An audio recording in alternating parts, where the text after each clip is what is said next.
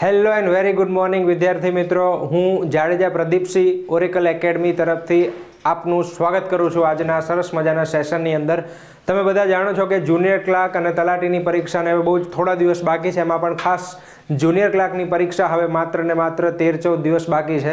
ત્યારે એની અંદર જે આપણા સિલેબસની અંદર જે ભારતનો ઇતિહાસ છે, એમાં ખાસ કરીને જે આધુનિક ભારતના જે પ્રશ્નો પૂછાય છે એના કેટલાક મહત્વના પ્રશ્નો અને સાથે સાથે એને સરસ મજાની શોર્ટ ટ્રીક સાથે બહુ સારી રીતે એનું રિવિઝન આપણે કરી લઈએ એવા પ્રયત્નોથી હું તમારી સામે જે છે આજે ભારતના ઇતિહાસનો, ખાસ કરીને આધુનિક ભારતના ઇતિહાસને આપણે આજે આમાં જોવાના છીએ। તો આધુનિક ભારતના ઇતિહાસમાં વારંવાર પૂછાતા પ્રશ્નો અને એની સાથે સાથે આપણે ઇતિહાસની સારામાં સારી સમજણ જે છે આજે એને આપણે રિવિઝન જે છે વ્યવસ્થિત રીતે રિવિઝન કરવાનો પ્રયાસ કરીશું। તો આપણે શરૂ કરીએ છીએ લેક્ચર। એના પહેલાં તમારે એક વસ્તુને શાંતિથી અને ધ્યાનથી સમજવાની જે જરૂર છે એ પ્રમાણે હવે 13-14 દિવસ બાકી છે, બરાબર ને? જુનિયર ક્લાર્કની પરીક્ષાની અંદર તમારી મનભૂમિ ઉપર યુદ્ધ રમાતું હશે કે ભાઈ શું થશે, કઈ રીતે થશે, કેટલી મહેનત કરી છે, ક્યાં છીએ અત્યારે।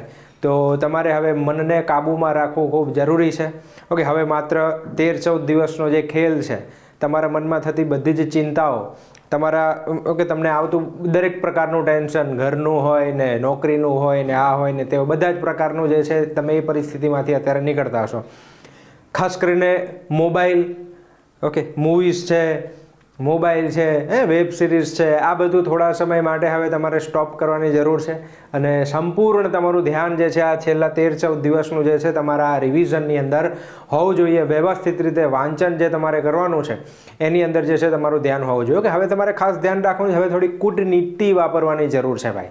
હવે તમારે શું વાપરવાનું છે? કૂટનીતિ, સ્માર્ટ વર્ક તમારે કરવાની જરૂર છે ને। કૂટનીતિ વગર તો ભાઈ મહાભારતનું યુદ્ધ પણ પાંડવો ન જીત્યા હોત, તમને ખ્યાલ જ છે, બરાબર ને? શ્રી કૃષ્ણ પાંડવોની અને કૌરવોની જે વાર્તા તમને ધ્યાનમાં જ છે ભાઈ। શું કહાની છે, શું વાર્તા છે, તમને ખ્યાલ છે? એક આપણે લઈને મોટિવેશન શરૂ કરીએ છીએ આપણે આપણા ભારતના ઇતિહાસમાં। પરંતુ તમને ખ્યાલ છે કે જ્યારે પાંડવોની નૈતિક જીત ખૂબ જરૂરી હતી મહાભારતની અંદર, બરાબર? જો કદાચ ન જીતે તો પછી બહુ ખોટો મેસેજ જે છે દુનિયા માટે જાય। શ્રી કૃષ્ણ પોતે પાંડવોના પક્ષમાં હતા, શ્રી કૃષ્ણની સેના ભલે કૌરવોના પક્ષમાં હતી પરંતુ શ્રી કૃષ્ણ પોતે ક્યાં હતા? પાંડવોના પક્ષમાં હતા। પાંડવોની નૈતિક જીત ખૂબ જરૂરી હતી દુનિયાને મેસેજ, સંદેશો મોકલવા માટે અને નૈતિકતા માટે, સત્ય માટે, બરાબર છે? એટલા માટે શ્રી કૃષ્ણ જે છે એ પાંડવોના પક્ષમાં હતા।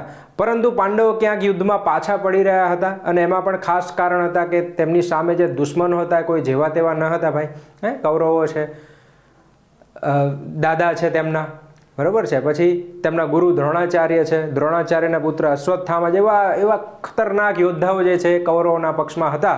પરંતુ જ્યારે દ્રોણાચાર્ય યુદ્ધ કરતા હોય છે ત્યારે પાંડવો થોડા પાછા પડે છે, અને ત્યારે શ્રી કૃષ્ણ ભગવાન જે છે પોતાની કૂટનીતિ વાપરે છે અને તેમને હરાવવા માટે કૂટનીતિ ખૂબ જરૂરી છે અને એમ કરીને એક અશ્વત્થામા, દ્રોણાચાર્યના પુત્ર હતા અશ્વત્થામા, તો હવે અશ્વત્થામા નામના એક હાથી જે છે એનું અવસાન થયું અને એ રીતે દ્રોણાચાર્યને માનસિક રીતે જે છે એ ભાંગી પાડવા માંગે છે અને એના કારણે થઈને જે છે હાથી જે છે અવસાન પામે એવા ખબર ફેલાવવામાં આવે છે, એવી વાત ફેલાવવામાં આવે છે।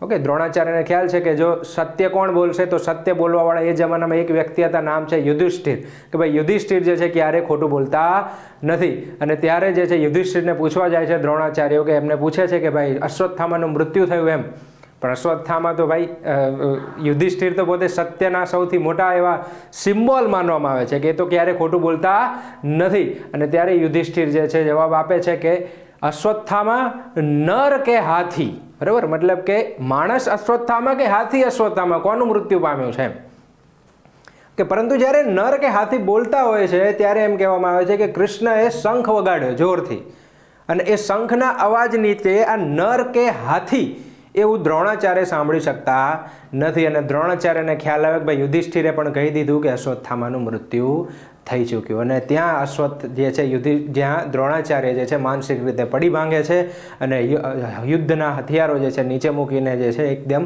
હતાશ થઈ જાય છે। તો એ મનભૂમિ, એ જે મનભૂમિ તમારે જીતવાની છે તમારી, કે તમારે હતાશ થવાનું નથી। તમારા પાસે હવે જ્યાં 13 દિવસ છે અત્યાર સુધીની જે પણ મહેનત કરી છે એ મહેનતને હવે સાર્થક બનાવવાની છે પોતાની માટે, પોતાના પરિવાર માટે।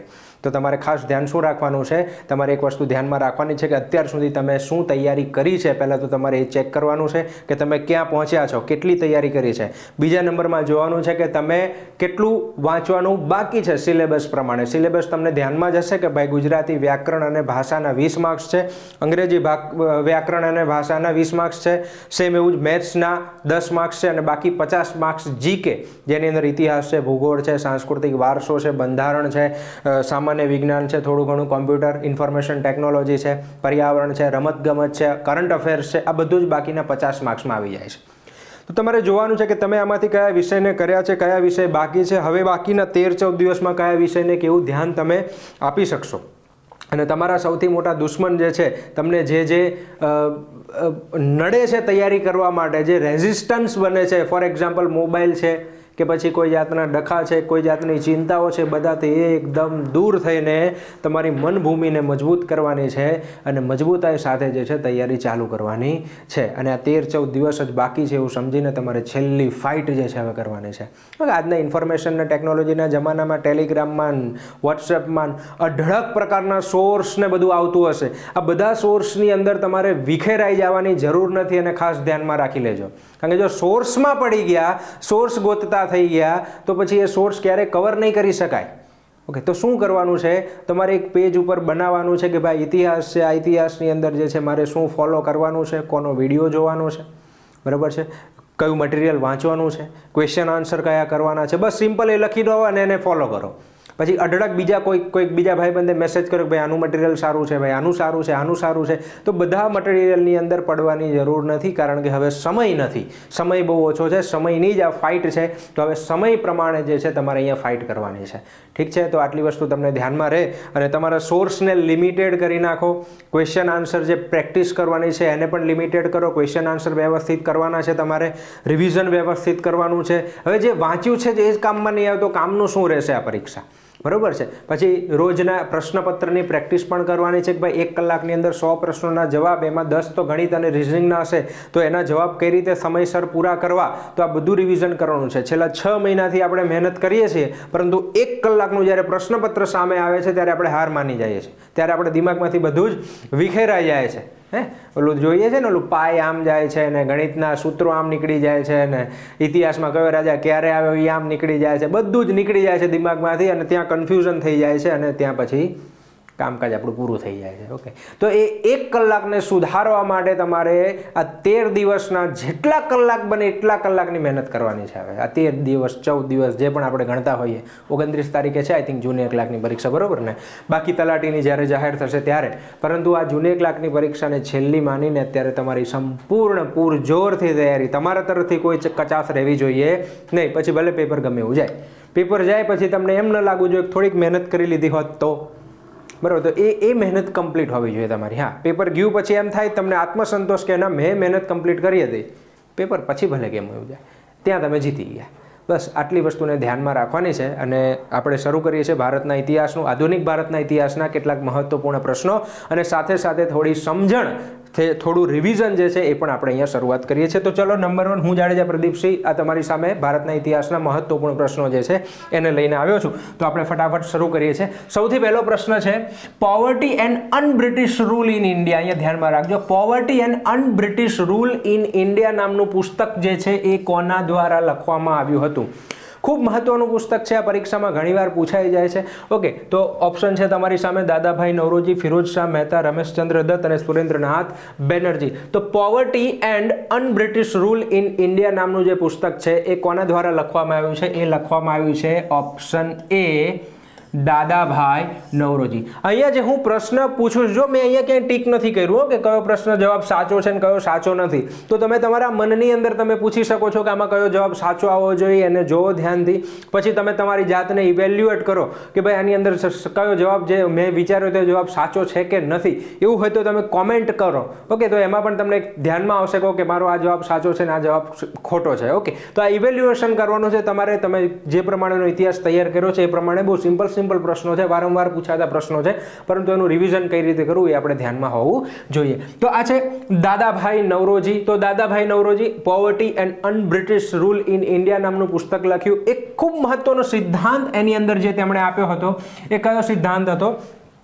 ઓકે, અનબ્રિટિશ રૂલ ઇન ઇન્ડિયા, એનો અર્થ અહીંયા એમ છે કે તેમણે જે સંપત્તિનું બહિર્ગમન શું કર્યું છે ભાઈ, શું કર્યું છે, ભારતમાંથી ભારતની જે સંપત્તિ હતી એ સંપત્તિનું બહિર્ગમનનો સિદ્ધાંત તેમને આપ્યો છે, બહિર્ગમનનો સિદ્ધાંત, મતલબ કે કઈ રીતે ભારતની સંપત્તિને અંગ્રેજોએ લૂંટી લીધી અને લંડનમાં કે ઇંગ્લેન્ડમાં જઈને એ સંપત્તિ જે છે વહેંચી દીધી, મતલબ કે ત્યાં આ બધી સંપત્તિ લઈ ગયા. તો સંપત્તિનું બહિર્ગમનનો જે સિદ્ધાંત જે છે એ poverty and unbritish rule India, ભારતમાં કઈ રીતે પોવર્ટી આવે છે બ્રિટિશરોના અનબ્રિટિશ રૂલના કારણે થઈને.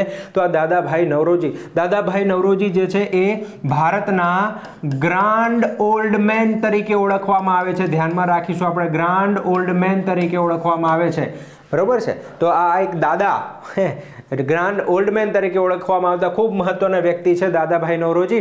અને બ્રિટનની જે સાંસદ હતી એ બ્રિટનના સાંસદની અંદર સાંસદ બનવા વાળા પ્રથમ ભારતીય પણ કોણ હતા, દાદાભાઈ નવરોજી. તો આ 2-3 ઇમ્પોર્ટન્ટ પોઈન્ટ દાદાભાઈ નવરોજીના ધ્યાનમાં રાખીશું. ગ્રાન્ડ ઓલ્ડ મેન, સંપત્તિનું બહિર્ગમન, અને બીજું શું છે, બ્રિટનની સંસદમાં સભ્ય બનવા વાળા પ્રથમ ભારતીય જે છે એ હતા દાદાભાઈ નવરોજી. અને બીજું શું, આ ઇન્ડિયન નેશનલ કોંગ્રેસના પ્રથમ પારસી પ્રમુખ પણ હતા દાદાભાઈ નવરોજી. ઓકે, હવે આ કયા અધિવેશનની અંદર, ઇન્ડિયન નેશનલ કોંગ્રેસના કયા અધિવેશનની અંદર તેઓ અધ્યક્ષ બન્યા હતા એ તમારે ચેક કરવાનું છે, હોમવર્કની અંદર જોવાનું છે અને મને કોમેન્ટમાં બતાવવાનું છે. તો દાદાભાઈ નવરોજી ઇન્ડિયન નેશનલ કોંગ્રેસની કયા નંબરની અને ક્યારે ભરાયેલી અધિવેશન અધ્યક્ષ હતા, આ ક્વેશ્ચન તમારો નવો પ્રશ્ન જે છે તમારી સામે. તો આ poverty and unbritish rule in India, Dadabhai Naoroji. Clear છે આટલી વસ્તુ? તો આ ક્વેશ્ચન નંબર 1 છે. આગળ વધીએ છીએ આપણે ક્વેશ્ચન નંબર 2 તરફ. તો આ છે પ્રશ્ન બીજો. સુરતમાં ઈસ્ટ ઇન્ડિયા કંપનીને કોઠી સ્થાપવાની પરવાનગી કોના દ્વારા આપવામાં આવી હતી? આપણે બધા જાણીએ છીએ કે ભાઈ અંગ્રેજો જ્યારે ભારતમાં આવે છે ત્યારે સૌ પ્રથમવાર કોઠી જે છે ક્યાં સ્થાપે છે? સુરતમાં. ઓકે, તો અહીંયા આગળ આપણે જોઈએ, થોડું તમને ક્વિક રિવિઝન હું કરાવી દઉં. તો અહીંયા આપણે જોઈએ કે ઈસવીસન 1600ની અંદર જે છે એ ઈસ્ટ ઇન્ડિયા કંપનીની સ્થાપના જે છે કરવામાં આવે છે. કઈ કંપની? ઈસ્ટ ઇન્ડિયા કંપનીની સ્થાપના જે છે અંગ્રેજોએ ક્યાં કરી છે? આવો પ્રશ્ન પણ આમાં પૂછાય છે કે ઈસ્ટ ઇન્ડિયા કંપનીની સ્થાપના ક્યાં થઈ? આપણે આ ઇન્ડિયા શબ્દ જોઈને એવું કહી દઈએ છીએ કે એની સ્થાપના ભારતમાં થઈ. ભાઈ ભારતમાં નથી થઈ, એની સ્થાપના ક્યાં થઈ છે? ઇંગ્લેન્ડની અંદર થઈ છે. ઓકે, બ્રિટિશનું જે મર્ચન્ટ એડવેન્ચર ગ્રુપ, કયું ગ્રુપ હતું ભાઈ? મર્ચન્ટ એડવેન્ચર નામનું જે દળ હતું, મર્ચન્ટ એટલે આપણે શું કહીએ છીએ ગુજરાતીમાં? મર્ચન્ટ એટલે આપણે કહીએ છીએ વેપારીઓ. તો વેપારીઓનું એક દળ હતું, 100 જેટલા વેપારીઓનું એક દળ હતું એમ કહેવાય છે. એમના દ્વારા જે છે આ બ્રિટિશ ઈસ્ટ ઇન્ડિયા કંપનીની સ્થાપના ઇંગ્લેન્ડમાં થઈ. અને ત્યારબાદ રાણી જે ઇંગ્લેન્ડના હતા એમના પરવાનગીથી ભારત તરફની યાત્રાઓ તેમને શરૂ કરી. અને 1608ની અંદર, ઈસવીસન 1608ની અંદર પ્રથમ બ્રિટિશ વ્યક્તિ, ઓકે, શું નામ છે એનું? Captain William, okay, captain Hawkings. શું નામ છે એનું? કેપ્ટન હોકિંગ્સ જે છે એ ભારતની અંદર ઈસવીસન 1608ની અંદર હેક્ટર નામના જહાજમાં આવે છે. ક્યાં આવે છે? સુરતના બંદરે તેઓ ઉતર્યા હતા ભાઈ. ઓકે, કયા બંદરે ઉતર્યા હતા? કેપ્ટન હોકિંગ્સ સુરતના બંદરે 1608માં ઉતર્યા હતા. અને 1608ની અંદર ભારતની અંદર કયા મુઘલ રાજાનું શાસન હતું? ઓપ્શન એ, જહાંગીરનું શાસન હતું. તો આ જહાંગીરના દરબારમાં જાય છે, પરંતુ જહાંગીરના દરબારમાં તેમને શરૂઆતમાં જે છે એ પોર્ટુગીઝો અને કેટલાક ભારતીય વેપારીઓના કારણે તેમને વેપાર કરવાની પરવાનગી નથી મળતી. પણ થોડા સમય પછી જ્યારે તેઓ પોર્ટુગીઝોને હરાવે છે ત્યારે વેપાર કરવાની પરવાનગી તેમને મળી. ઓકે, આ કેપ્ટન હોકિંગ્સ જે છે એ એમ કહેવાય છે કે જહાંગીરના ડ્રિંકિંગ પાર્ટનર હતા. કેપ્ટન હોકિંગ્સ અને જહાંગીર સાથે રોજ સાંજ પડે ને એટલે બેસતા એમ કહેવાય છે.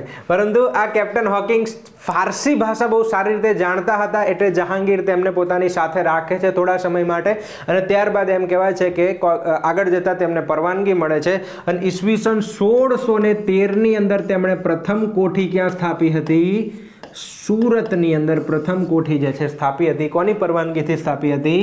તો મુઘલ બાદશાહ જહાંગીરની પરવાનગીથી તેમણે પ્રથમ કોઠી જે છે એ ક્યાં સ્થાપી છે? સુરતમાં. ક્લિયર છે આટલી વસ્તુ તમને બધાને? ઓકે, તમને એમ પૂછાય કે દક્ષિણ ભારતની પ્રથમ કોઠી કઈ સ્થાપી હતી અંગ્રેજોએ? તો દક્ષિણ ભારતની અંદર પ્રથમ કોઠી તેઓએ સ્થાપી હતી મછલીપટ્ટનમમાં. ક્યાં સ્થાપી હતી? મછલીપટ્ટનમમાં પ્રથમ કોઠી દક્ષિણ ભારતમાં સ્થાપી હતી. જો આ પ્રશ્ન તો બહુ સિમ્પલ છે, વારંવાર પૂછાઈ જાય, કદાચ અઘરો બનાવે તો આવો પ્રશ્ન તમને પૂછી શકે છે. ક્લિયર છે આટલી વસ્તુ બધાને? તો આ છે ઇંગ્લેન્ડમાંથી કઈ કંપની ક્યારે આવી, તો આ ઈસ્ટ ઇન્ડિયા કંપની છે. તમને ખ્યાલ છે કે હોમવર્કમાં આપું તમને પ્રશ્ન કે ઈસ્ટ ઇન્ડિયા કંપનીને બીજું નામ શું આપવામાં આવ્યું હતું? પ્રશ્ન પૂછાયો નથી, પરંતુ આવું કંઈક પૂછી લેવાય કે ઈસ્ટ ઇન્ડિયા કંપનીને બીજું કયું નામ કહેવાય છે? જ્હોન કંપની તરીકે પણ તેમને ઓળખવામાં આવે છે. કઈ કંપની? જ્હોન કંપની તરીકે ઓળખવામાં આવે છે. 1600માં કંપનીની સ્થાપના થઈ. અમુક પુસ્તકોમાં તેને 1599 પણ લખેલું છે, કોઈ વાંધો નહીં, બરોબર છે. ત્યારબાદ મર્ચન્ટ એડવેન્ચર દળ દ્વારા તેની સ્થાપના કરવામાં આવી. બીજું 1608માં કેપ્ટન હોકિંગ્સ પ્રથમ અંગ્રેજ કે જેઓ દરિયાઈ માર્ગે ભારતમાં આવ્યા હતા. કયા માર્ગે આવ્યા હતા? દરિયાઈ માર્ગે ભારતમાં આવ્યા હતા કે હેક્ટર નામના જહાજમાં. કોણ બનેગા કરોડપતિમાં પૂછાઈ ગયું ભાઈ પ્રશ્ન પહેલા. ઓકે, કે કયા જહાજમાં તેઓ આવ્યા હતા? હેક્ટર નામના જહાજમાં. કયા બંદરે ઉતર્યા હતા? સુરતના બંદરે તેઓ ઉતર્યા હતા. 1613માં તેમણે પ્રથમ કોઠી ક્યાં સ્થાપી છે? સુરતમાં. તો જો આ સુરતમાં ઈસ્ટ ઇન્ડિયા કંપનીએ જે પ્રથમ કોઠી સ્થાપી એ કોની પરવાનગીથી સ્થાપી છે? તો જહાંગીરની પરવાનગીથી સ્થાપી છે. ક્લિયર છે આટલી વસ્તુ બધાને? તો આને હું કાઢું છું. હવે હજી બીજી એક વસ્તુને આપણે અહીંયા સમજી લઈએ કે આ કોણ કોના સમયમાં આવે છે. તો સૌથી પહેલા કઈ પ્રજા આવી હતી? પોર્ટુગીઝો આવ્યા હતા ભારતની અંદર. કઈ પ્રજા આવી હતી? પોર્ટુગીઝ. તો આ પોર્ટુગીઝ જે છે કોની પરવાનગીથી? પોર્ટુગીઝ ક્યારે આવ્યા હતા? 1498માં. ત્યારે તો મુઘલો હતા જ નહીં. મુઘલો આવે છે ક્યારે ભારતમાં? 1526માં બાબર આવે છે અને પાણીપતનું યુદ્ધ કરે છે. તો 1498માં આવ્યા ત્યારે તેઓ દક્ષિણ ભારતમાં આવ્યા હતા, બરાબર ને? કલિકટના બંદરે તેઓ ઉતર્યા હતા. તો ત્યાંના જે સ્થાનિક રાજા હતા ઝામોરિન, અથવા તો બીજું નામ છે સામુદ્રિક, તો એમની પરવાનગીથી તેઓ જે છે ભારતમાં આવ્યા હતા. પોર્ટુગીઝો પછી આપણે જોઈએ છે ડચ લોકો, ઓકે, ડેનિશ લોકો. તો આ બધાનું ખાસ ધ્યાનમાં રાખીશું આપણે, પરંતુ અહીંયા ખાસ આપણે ધ્યાનમાં રાખવા જેવું શું છે? આપણે ધ્યાનમાં રાખવા જેવું એ છે કે અહીંયા અંગ્રેજો જે છે કોની પરવાનગીથી ભારતની અંદર આવ્યા હતા? પોર્ટુગીઝો બાદ આપણે અહીંયા ડચ છે અને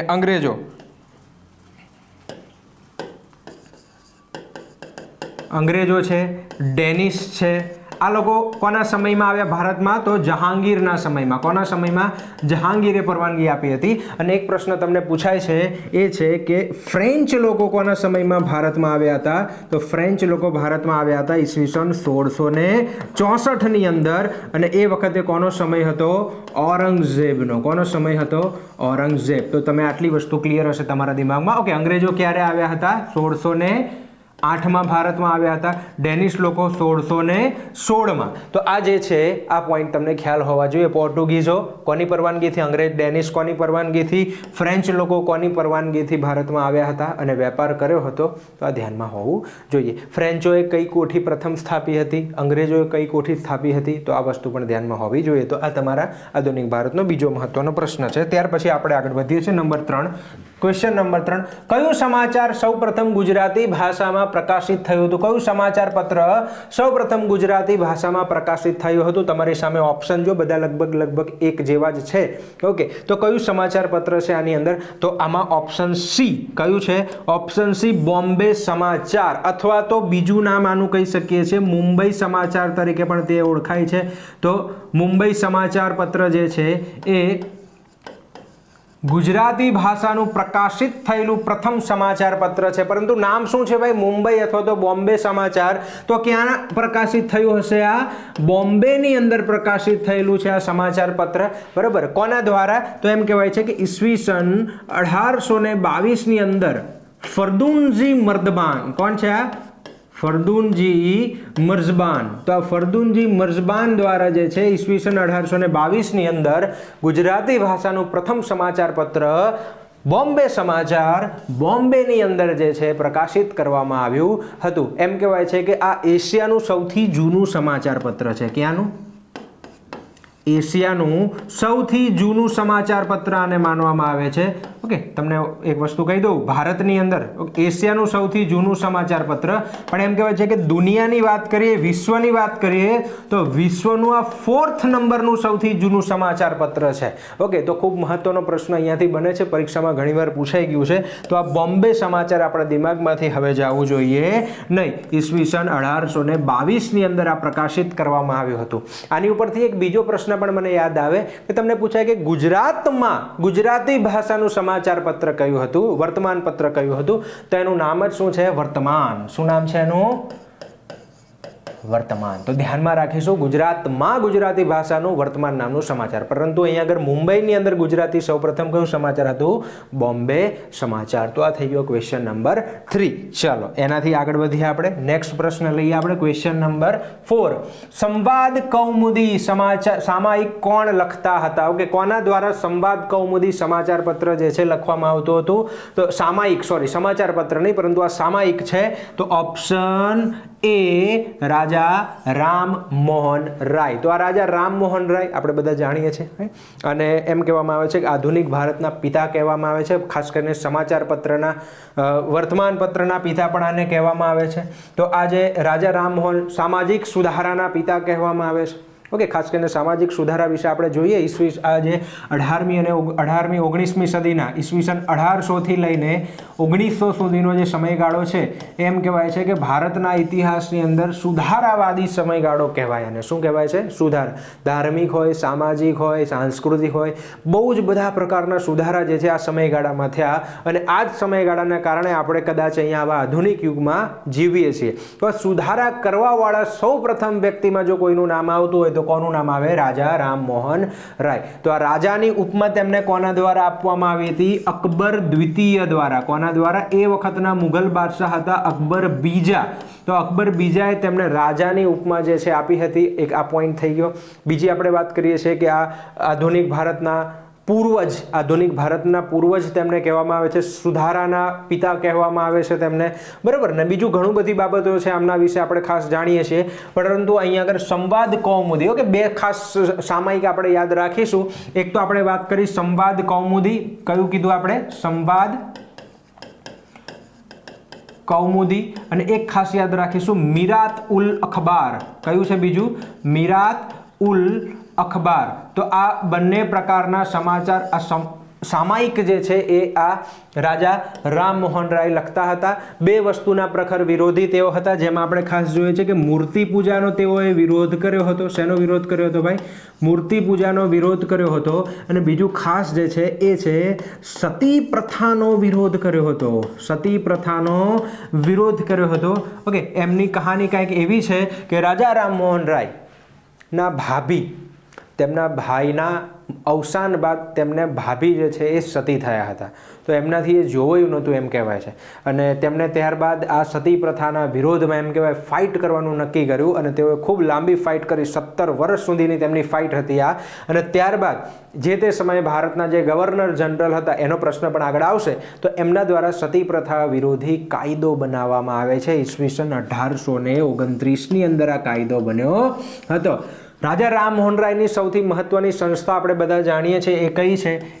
તો રાજા રામમોહન રાયની સંસ્થા કઈ છે ભાઈ? બ્રહ્મો સમાજ. ખાસ યાદ રાખીશું આપણે. જીપીએસસી ક્લાસ 1-2માં આમાંથી હમણાં પ્રશ્ન આવી ગયો કે બ્રહ્મો સમાજ જે છે એ રાજા રામમોહન રાય એપ્રિલમાં શરૂ કર્યો હતો. એપ્રિલ 1828ની અંદર. પરંતુ ના, ક્યારે શરૂ કર્યો હતો? ઓગસ્ટ. ક્યારે શરૂ કર્યો હતો? ઓગસ્ટ 1828ની અંદર બ્રહ્મો સમાજ નામની સંસ્થાની સ્થાપના તેમણે કરી. અને 1829ની અંદર સતી પ્રથા વિરોધી કાયદો જે છે બની જાય છે. તો રાજા રામમોહન રાય રિલેટેડ ખૂબ મહત્વના મુદ્દાઓ. તેમનું અવસાન ક્યાં થયું હતું એવો પ્રશ્ન પણ પરીક્ષામાં પૂછાઈ ગયો છે. ઇંગ્લેન્ડની અંદર, ઇંગ્લેન્ડના બ્રિસ્ટોલ ખાતે તેમનું અવસાન થયું હતું. એ પણ આપણને યાદ રહેવું જોઈએ. તો આ રાજા રામમોહન રાયની ખાસ માહિતી જે છે આપણે નોટ કરી લેવાની. તો અહીંયા સંવાદ કૌમુદી સામાયિક કોણ લખતા હતા? રાજા રામમોહન રાય. એમ કહેવાય છે કે આજથી 200 વર્ષ પહેલા આ વ્યક્તિ ફ્રેન્ચ છે, સંસ્કૃત છે, ઇંગ્લિશ છે, લેટિન છે, અઢળક ભાષાઓના જાણકાર હતા. બહુ બધા પુસ્તકો, એ પછી ગમે તે ધર્મના હોય, બધા જ પુસ્તકોનું તેમણે અધ્યયન કર્યું હતું. ને એક આધુનિક વિચારધારા ધરાવતા વ્યક્તિ હતા. તો એ છે રાજા રામમોહન રાય. સતી પ્રથાનો વિરોધ, મૂર્તિ પૂજાનો વિરોધ. ઓકે, એક સાયન્ટિફિક વ્યૂ તમારો હોવો જોઈએ. બરાબર છે. સ્ત્રી કેળવણી માટે, કન્યા કેળવણી માટે, પછી ઘણી બધી કોલેજની સ્થાપના, હિન્દુ કોલેજની સ્થાપનામાં તેમનો અગત્યનો ફાળો હતો કલકત્તાની અંદર. બરાબર, એલેક્ઝાન્ડર વગેરેને તેમને મદદ કરી હતી. બીજું ખાસ કે કેટલાક પુસ્તકો તેમણે લખ્યા હતા. એ પુસ્તકોની આપણે વાત કરીએ. એના સિવાય પણ બીજા પુસ્તકો છે, પણ એ બધું તમારે ખાસ જોવાનું છે હોમવર્કની અંદર. ઓકે, આટલી વસ્તુ નોટ કરી લેજો. બહુ જ ઇમ્પોર્ટન્ટ વ્યક્તિ રાજા રામમોહન રાય. પ્રશ્ન એકાદામાંથી પૂછવાના ચાન્સીસ હંમેશા હોય છે. તો ક્વેશ્ચન નંબર 4. પછી આગળ વધીએ છીએ આપણે. નેક્સ્ટ છે પ્લાસીનું યુદ્ધ કયા વર્ષે થયું હતું? પરીક્ષાનું ખૂબ મહત્વનું યુદ્ધ આધુનિક ભારતનું એમ કહેવામાં આવે છે. કયા વર્ષે થયું હતું? તો આપણે જાણીએ છીએ કે ઈસવીસન 1498 ની અંદર કોણ આવ્યું હતું ભારતની અંદર? તો પોર્ટુગીઝો આવ્યા હતા ભારતની અંદર. કોણ આવ્યું હતું ભારતમાં? પોર્ટુગીઝો. તો ઈસવીસન 1500 થી લઈને આપણે ગણીએ ઈસવીસન 1600 સુધી આ પોર્ટુગીઝો જે છે એ ભારતમાં હતા અને વેપાર કરતા હતા. બરોબર છે. આના સિવાય અન્ય બીજી કોઈ યુરોપિયન પ્રજા ભારતમાં હતી નહીં. તો 100 વર્ષ સુધી માત્ર પોર્ટુગીઝો હતા અને ભારતની અંદર વેપાર કરતા હતા અને ખૂબ જે છે એનો ફાયદો ઉપાડ્યો હતો તેમણે. હિન્દ મહાસાગર ઉપરનું શાસન આ પોર્ટુગીઝોનું હતું. ભાઈ કોઈ પણ હિન્દ મહાસાગરમાં જહાજ લઈને જવું હોય તો પોર્ટુગીઝોને શું આપવું પડતું? ટેક્સ આપવો પડતો. બરોબર છે. તો આ પોર્ટુગીઝો ખૂબ મહત્વના જે છે એ વખતે ખૂબ પૈસા કમાયા, ધન કમાયા, ખૂબ મોટો વેપાર તેમણે કર્યો. અને ત્યારબાદ ઈસવીસન 1600 થી લઈને આપણે 150 વર્ષ ગણીએ 1750 સુધીની અંદર, તો એમાં અન્ય યુરોપિયન પ્રજા આવે છે. ખાસ કરીને 1602 ની અંદર ડચ લોકો આવ્યા, 1608 ની અંદર અંગ્રેજો આવ્યા, 1616 ની અંદર ડેનિશ લોકો આવ્યા ડેનમાર્ક થી. કોણ આવ્યા ભાઈ? ડેનિશ લોકો. 1616 ની અંદર 1664 ની અંદર ફ્રેન્ચ લોકો આવ્યા. બરોબર છે. તો આ બધી જ પ્રજા આવે છે અને આ બધી જ પ્રજા આ 150 વર્ષ સુધી જે છે ખાસ કરીને શું કાર્ય કરે છે? વેપાર. ઓકે. એ વખતે એમના મનમાં એવું નહોતું કે આપણે ભારતીયોને ગુલામ બનાવી લઈશું ને આમ કે તેમ. ઓકે. પરંતુ એમનો મુખ્ય ઉદ્દેશ્ય શું હતો? ધન કમાવો, વેપાર કમાવું, આ તેમનો મુખ્ય ઉદ્દેશ્ય હતો. પરંતુ 1750 બાદ જે હરીફાઈ થાય છે એમાં કર્ણાટકીના વિગ્રહોની અંદર અંગ્રેજો ફ્રેન્ચોને હરાવી દે છે. ઓકે. આ પોર્ટુગીઝોને વેપાર કરવામાં બહુ ચાન્સ નથી. તેઓ બ્રાઝિલની શોધ થઈ એટલે એ બાજુ નીકળી જાય છે. આ ડચ લોકો જે છે એ અંગ્રેજો હરાવી દે છે, ફ્રેન્ચ લોકોને અંગ્રેજ હરાવી દે છે. ડેનિશ લોકો પોતે નબળા હતા, વધારે આગળ વધ્યા નહીં, અને અંગ્રેજો જે છે આ બધાને હરાવીને એમ કહેવાય કે ભારતના મજબૂત સ્થાન હાંસલ કરી લે છે. અને ત્યારબાદ ઈસવીસન 1757 થી લઈને 1857 100 વર્ષના સમયગાળામાં અંગ્રેજો ભારતને ગુલામ બનાવે છે. ગુલામ બનાવે છે ઈસ્ટ ઇન્ડિયા કંપની. કોણ બનાવે છે? East India company. બરાબર. ત્યાંના સરકાર આપણને ગુલામ બનાવવા નથી આવે, પણ કોણ આવ્યું છે? ઈસ્ટ ઇન્ડિયા કંપની આવી છે. અને આ 1757 ની અંદર તેમણે બંગાળની અંદર જે પ્લાસીનું યુદ્ધ કર્યું ત્યાંથી આ શરૂઆત કરી છે તેમણે. તો આ પ્લાસીનું મહત્વપૂર્ણ યુદ્ધ ક્યારે થયું હતું? Option B is the right answer. 1757 ની અંદર પ્લાસીનું મહત્વનું યુદ્ધ થયું હતું અને એની અંદર અંગ્રેજ રોબર્ટ ક્લાઇવ. કોણ હતા? રોબર્ટ ક્લાઇવ જે છે એ કોને હરાવી દે છે? રોબર્ટ ક્લાઇવ હરાવે છે કોને? તો બંગાળના એ વખતના નવાબ સિરાજ ઉદ્દૌલા. કોને હરાવે છે તેઓ? સિરાજ ઉદ્દૌલાને હરાવે છે. હરાવે છે શું? આ તો ખરેખર એક ષડયંત્ર જ હતું. સિરાજ ઉદ્દૌલાના ખાસ માણસોને ફસાવી લીધા રોબર્ટ ક્લાઇવે. સિરાજ ઉદ્દૌલા હારી જાય છે. તો આ 1757 નું યુદ્ધ હતું અને ત્યાંથી અંગ્રેજોએ લોહી ચાખી લીધું અને ધીમે ધીમે કરીને પહેલા તો ફ્રેન્ચોને હરાવી દીધા, પરંતુ ત્યારબાદ ભારતીયોને પણ હરાવવાની શરૂઆત કરે છે. તો 1757 ની અંદર પ્લાસીનું યુદ્ધ થયું, 1757 પ્લાસીનું યુદ્ધ થયું, ત્યારબાદ 1764 ની અંદર બક્સરનું યુદ્ધ કર્યું અને ત્યારબાદ ઓકે આ બક્સરના યુદ્ધમાં જે છે મુઘલ બાદશાહ જે પણ હતા એ વખતના આદિલ શાહ ને બધા અહીંયા હારી જાય છે. શુજા ઉદ્દૌલા હારી જાય છે, મીર કાસિમ હારી જાય છે અને આ યુદ્ધથી એમ કહેવાય કે અંગ્રેજોનો પાયો ભારતની અંદર બેસી જાય છે. બરાબર. અલ્હાબાદની સંધિ કરી અને ત્યારબાદ ભારતનો કેટલોક પ્રદેશ તેઓએ પડાવી લીધો. અત્યારનો બંગાળ, બિહાર, ઓડિશાનો આખો જે પ્રદેશ હતો એ પ્રદેશની દીવાની સત્તા એટલે કે ટેક્સ ઉઘરાવવાની જે સત્તા હતી એ અંગ્રેજોએ અહીંયા લઈ લીધી. અને ત્યાંથી એમ કહેવાય છે કે તેઓ પૈસા જોઈ ગયા ભારતની અંદર અને ધીમે કરીને તે લોકોએ મરાઠાઓ સાથે 3 વિગ્રહ, મૈસૂર સાથે 4 વિગ્રહ, પછી ગુજરાત અને રાજસ્થાનના જે રાજપૂતાના હતા સહાયકારી યોજના તેમને સ્વીકારાવડાવી, પંજાબ સાથે 2 વિગ્રહ કર્યા. બરાબર. બર્મા સાથે 3 વિગ્રહ કર્યા છે. હૈદરાબાદના નિઝામને આમ તેમ બધા પાસે સહાયકારી યોજના સ્વીકારી છે.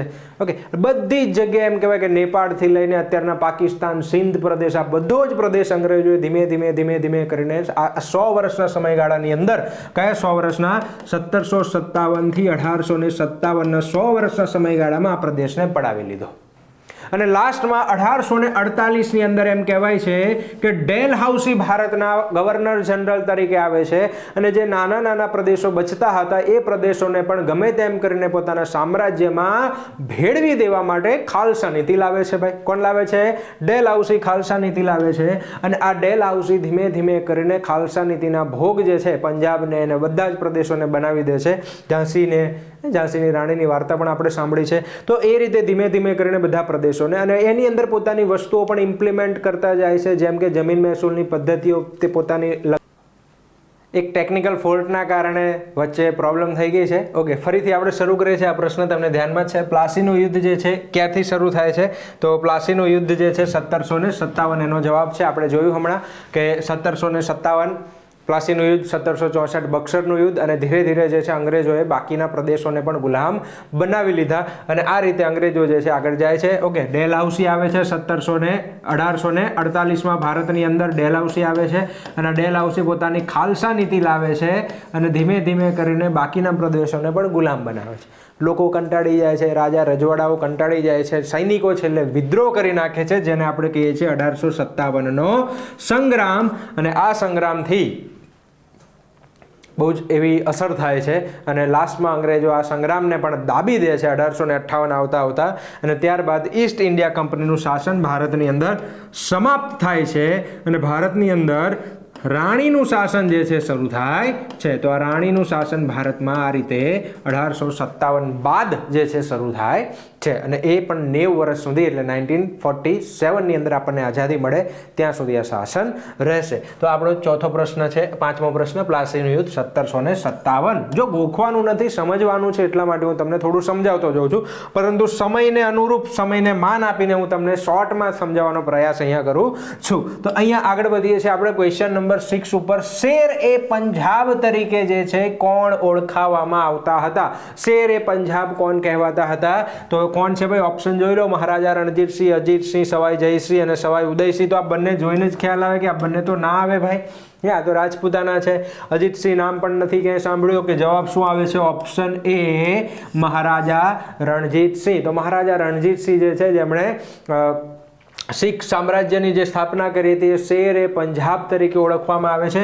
જીપીએસસીમાં પણ 2-3 વાર પ્રશ્ન પૂછાઈ ગયો છે કે આ રણજીતસિંહની રાજધાની કઈ હતી? તો એમની રાજધાની કઈ હતી ભાઈ? કઈ હતી?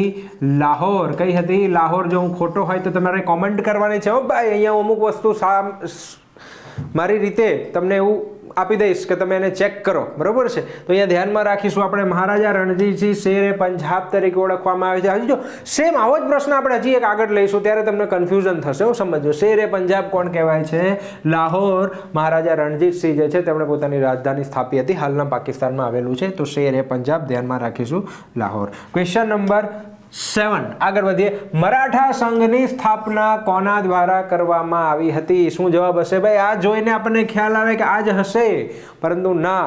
કોણ હશે આની અંદર જવાબ? તો મરાઠા સંઘની સ્થાપના કરી હતી ઓપ્શન બી બાલાજી વિશ્વનાથ. કોણ છે બાલાજી વિશ્વનાથ? તો એમ કહેવામાં આવે છે કે છત્રપતિ શિવાજી મહારાજના અવસાન બાદ તેમના જે પુત્ર હતા એમને ઔરંગઝેબ કિડનેપ કરીને પોતાની સાથે રાખે છે.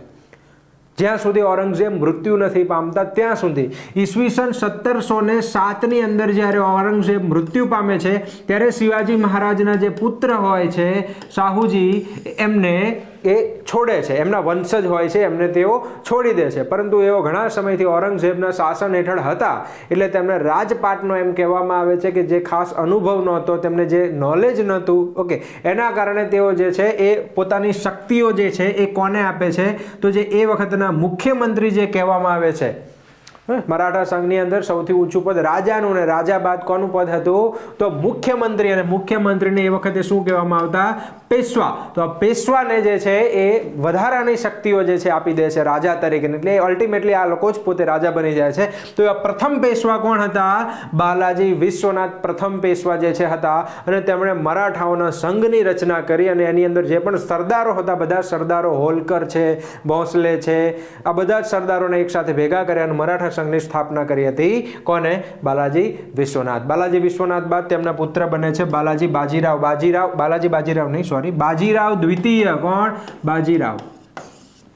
ઓકે, આ બાજીરાવ જે છે ખૂબ મહત્વના, આપણે જોયું આપણે મૂવી પણ આવી ગયું ભાઈ, બરાબર ને, મસ્તાની, બાજીરાવ મસ્તાની, બરાબર. પરંતુ આપણે તો મસ્તાની તરીકે જોઈએ છીએ, પરંતુ આ બાજીરાવ એટલા મહાન હતા કે એમના જીવનમાં તેઓ 40થી વધારે યુદ્ધ કર્યું હતું, તેમણે એક પણ યુદ્ધ ક્યારે હારતા નથી.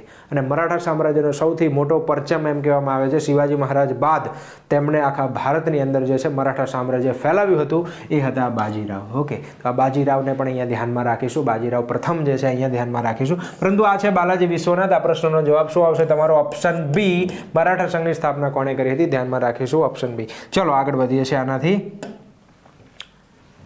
ક્વેશ્ચન નંબર 8, ભારતમાંથી જનાર યુરોપિયન પ્રજાનો, જો આવા પ્રશ્નો જીપીએસસી ની અંદર અથવા તો આપણી ક્લાર્કની પરીક્ષામાં વારંવાર પૂછાતા હોય છે, આપણને ધ્યાનમાં રાખજો. તમારું બધું જ ક્લિયર અહીંયા હું તમને કરાવી દઉં છું.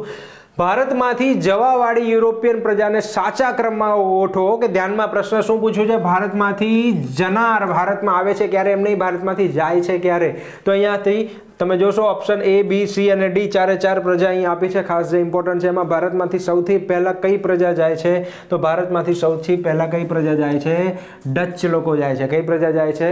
ડચ લોકો. ત્યારબાદ જાય છે અંગ્રેજો, ત્યારબાદ જાય છે ફ્રેન્ચ અને ત્યારબાદ જાય છે પોર્ટુગીઝો. તો અહીંયા ધ્યાનમાં રાખીશું કે ડચ પ્રજા જે છે, ડચ પ્રજા એ ભારતમાંથી, એમ કહેવામાં આવે છે કે અંગ્રેજો 1759 ની અંદર બોદરાના અથવા તો બીદરના યુદ્ધ તરીકે ઓળખાતા જે યુદ્ધની અંદર તેમને હરાવી દે છે અને ત્યારબાદ થોડા સમયમાં તેઓ ભારતને છોડી દે છે. તો આ ડચ લોકો ગયા.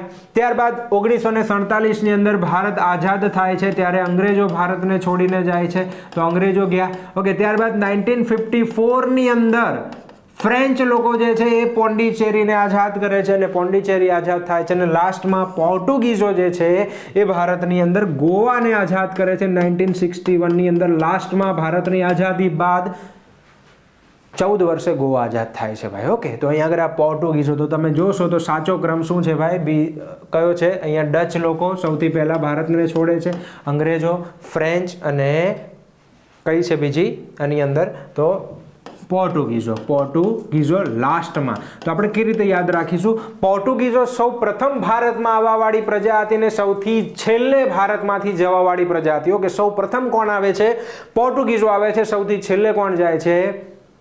પોર્ટુગીઝો જાય છે. ઓકે, ત્યારબાદ બીજા નંબરમાં ભારતમાં જે પ્રજા આવી હતી, આ ડચ પ્રજા બીજા નંબરમાં આવી હતી. 1602 માં ભારતમાં આવે છે અને 1759 માં જાય છે. તો એમ કહીએ કે 1602 માં ડચ પ્રજા બીજા નંબરમાં આવે છે અને પહેલા નંબરમાં ભારતમાંથી જાય છે, બરોબર છે. ત્યારબાદ આવે છે કોણ? તો અંગ્રેજો આવ્યા અને અંગ્રેજો પણ છેલ્લેથી ત્રીજા નંબરમાં ભારતમાંથી જશે. ઓકે, એટલે અંગ્રેજોનું તો આપણને ખ્યાલ જ છે. ફ્રેન્ચ પ્રજા સૌથી છેલ્લે ભારતમાં આવે છે. ઓકે, અને છેલ્લેથી બીજા નંબરમાં ભારતમાંથી જાય છે. ઓકે, 1954 ની અંદર તેઓ ભારતને છોડે છે, પોંડિચેરીને આઝાદ કરે છે. તો આ મહત્વની પોઈન્ટ અહીંયા યાદ રાખીશું આપણે. તો આવાવાળી પ્રજાની અંદર કોણ છે? પોર્ટુગીઝો, ડચ, અંગ્રેજો, ડેનિશ અને ફ્રેન્ચ. જવાવાળી પ્રજામાં કોણ છે? તો જવાવાળી પ્રજામાં ડચ, પછી ડેનિશ, પછી અંગ્રેજો, પછી ફ્રેન્ચ અને છેલ્લે પોર્ટુગીઝ. તો આપણને આ રીતે યાદ રહેવું જોઈએ. ચલો નેક્સ્ટ ક્વેશ્ચન ઉપર આગળ વધીએ છીએ આપણે. કઈ પ્રજાએ ભારતમાં પ્રિન્ટિંગ પ્રેસ અને તમાકુની ખેતીની શરૂઆત કરી હતી? ભારતની અંદર તમાકુ અને પ્રિન્ટિંગ પ્રેસ કોના દ્વારા લાવવામાં આવ્યું હતું? આ પ્રશ્ન ઘણીવાર, તમાકુ, પ્રિન્ટિંગ પ્રેસ બંને. તો તમારી સામે બહુ સરળ પ્રશ્ન છે, લગભગ આવડતો હશે. જો તમે થોડું ઘણું પણ વાંચ્યું હશે તો તમને આવડતું હશે. Option A is the right answer, Portuguese. Okay, બહુ બધી વસ્તુઓ પોર્ટુગીઝો ભારતની અંદર લાવ્યા હતા, ખાસ કરીને આ પ્રિન્ટિંગ પ્રેસ, તમાકુનો પાક. આ તમાકુ વિશે તો બહુ બધી માન્યતાઓ છે. વિશ્વની અંદર તમાકુને ચમત્કારિક પૌધા કહેવામાં આવતું. ઓકે, ચમત્કારિક જે છે એને માનવામાં આવતું હતું. અને એમ કહેવાય છે કે ગમે એ થાય તમાકુ લગાવી નાખો.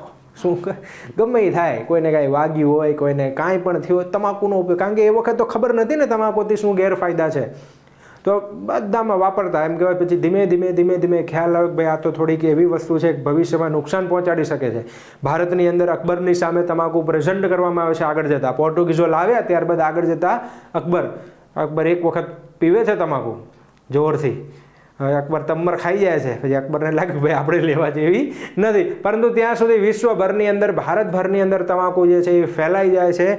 અને મુગલોએ તમાકુને કંટ્રોલ કરવાનો પ્રયાસ પણ કર્યો હતો, એમ કહેવાય છે. બહુ પ્રયાસ કર્યો, ટેક્સ લગાવી દીધો. મુગલોની આવક વધી ગઈ તમાકુના કારણે, ટેક્સ લગાવવાના કારણે. પરંતુ તમાકુ ભારતમાં ઓછું થતું નથી અને તમાકુની સૌથી વધુ પેદાશ જે છે ક્યાં થાય છે? આંધ્રપ્રદેશની અંદર થાય છે અને ત્યારબાદ ગુજરાતની અંદર તમાકુનો મહત્વનો પ્રદેશ એટલે કયો કહીએ છીએ આપણે? ચરોતર પ્રદેશ, બરોબર ને? ચરોતર પ્રદેશ આપણને યાદ રહેવો જોઈએ. વાત્રક મહીની વચ્ચેનો પ્રદેશ એટલે ચરોતર પ્રદેશ જે છે એ સોનેરી પાકનો મુલક કહેવામાં આવે છે. તો આ પોર્ટુગીઝો જે છે તમાકુ ભારતમાં લાવ્યા હતા. પ્રિન્ટિંગ પ્રેસ એટલે જે બુક છાપવાની જે પદ્ધતિ છે એ પણ પોર્ટુગીઝો ભારતમાં લાવ્યા હતા. આના સિવાય ઘણા બધા ફ્રૂટ્સ છે, ડ્રાય ફ્રૂટ્સ છે, અનાનસ છે, મોસંબી છે, બરાબર, બટેકા છે, કેટલાક મરચા કે છે, ભીંડા છે, આ બધી ઘણી બધી એવી વસ્તુ હતી જેઓ પોર્ટુગીઝો ભારતની અંદર જે છે ઇન્ટ્રોડ્યુસ કરે છે. નૌકા બનાવવાની પદ્ધતિ પોર્ટુગીઝો ભારતમાં લાવ્યા હતા. આધુનિક નૌકાઓ ધ્યાનમાં રાખીશું. જૂની નૌકા આપણે પહેલા બનાવતા, આધુનિક નૌકા બનાવવાની પદ્ધતિ જે છે ભારતની અંદર લાવ્યા હતા. ગોથિક પદ્ધતિ, બીજી કઈ પદ્ધતિ છે?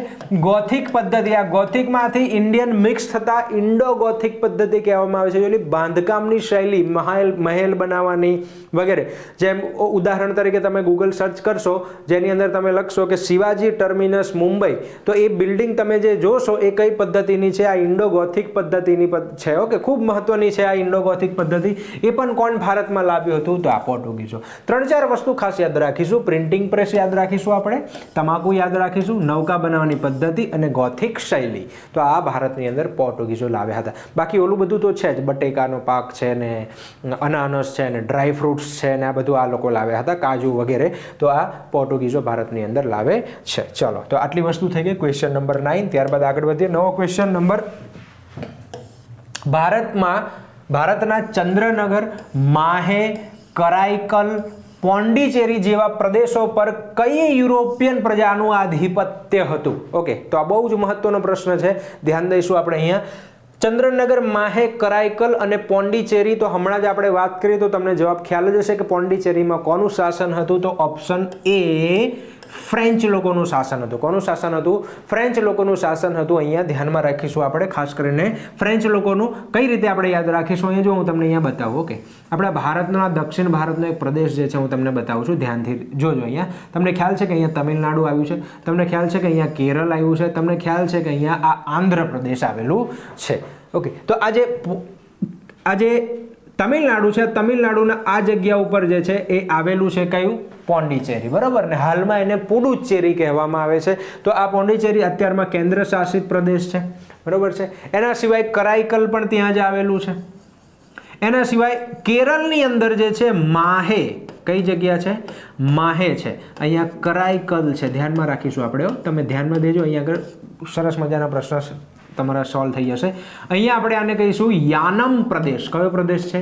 યાનમ પ્રદેશ. અને એક પ્રદેશ જે છે હાલના બાંગ્લાદેશમાં નીકળી જાય છે, ઓકે, જેને આપણે ચંદ્રનગર કહીએ છીએ, ચંદ્રનગર.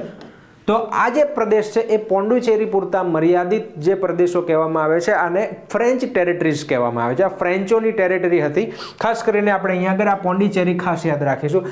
હાલમાં જે પોંડિચેરી છે એ પોંડિચેરીની ટેરેટરીની અંદર પણ આ વસ્તુ આવી જાય છે. પોંડિચેરી, યાનમ આંધ્રપ્રદેશ, કરાઈકલ તમિલનાડુ અને માહે કેરળ. તો આ તમને પૂછાય પોંડિચેરી હાલમાં નીચેનામાંથી કેટલા રાજ્યમાં છે? તમને એમ પ્રશ્ન થશે પોંડિચેરી એક જ જગ્યાએ હોય ને? ના, પોંડિચેરી આ 3 જગ્યાએ છે, 3 રાજ્યોની અંદર છે. ધ્યાનમાં રાખીશું આપણે. ઓકે, તેને કયા રાજ્યની હાઈકોર્ટ લાગુ પડે છે? તેને લાગુ પડે છે મદ્રાસ રાજ્યની.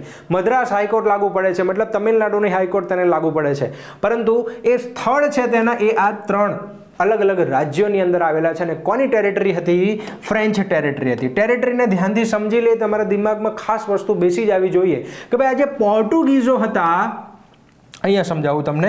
જો આજે પોર્ટુગીઝો હતા, ગોવા અને દીવ દમણ, આ તમારા દિમાગમાં હોવું જોઈએ. ગોવા અને દીવ દમણ, આ 3 વસ્તુ જે છે, આ 3 જગ્યા યાદ આવે એટલે તરત યાદ આવવું જોઈએ કે આ પોર્ટુગીઝોની ટેરેટરીની અંદર આવે છે. ડચની ટેરેટરીની અંદર આપણને ખાસ યાદ આવવું જોઈએ પુલિકટ. શું યાદ આવવું જોઈએ? પુલિકટ. આંધ્રપ્રદેશ અને તમિલનાડુની બોર્ડર ઉપર આવેલું આ એક સરોવર છે. તો આ પુલિકટ આપણને ખાસ યાદ આવવું જોઈએ, બરાબર છે. બીજું ફ્રેન્ચનું મેં તમને કીધું એમ પોંડિચેરી અને તેના પ્રદેશ જે છે, પોંડિચેરી અને વગેરે જે છે, માહે, કરાઈકલ આ પ્રદેશ પણ ફ્રેન્ચની ટેરિટરીની અંદર આવે છે. બાકી અંગ્રેજોની ટેરિટરીમાં તો અત્યારનું કલકત્તા ને સેન્ટ જ્યોર્જ ને સેન્ટ થોમસ ને આ બધા પ્રદેશો એની ટેરિટરીમાં આવતા હતા.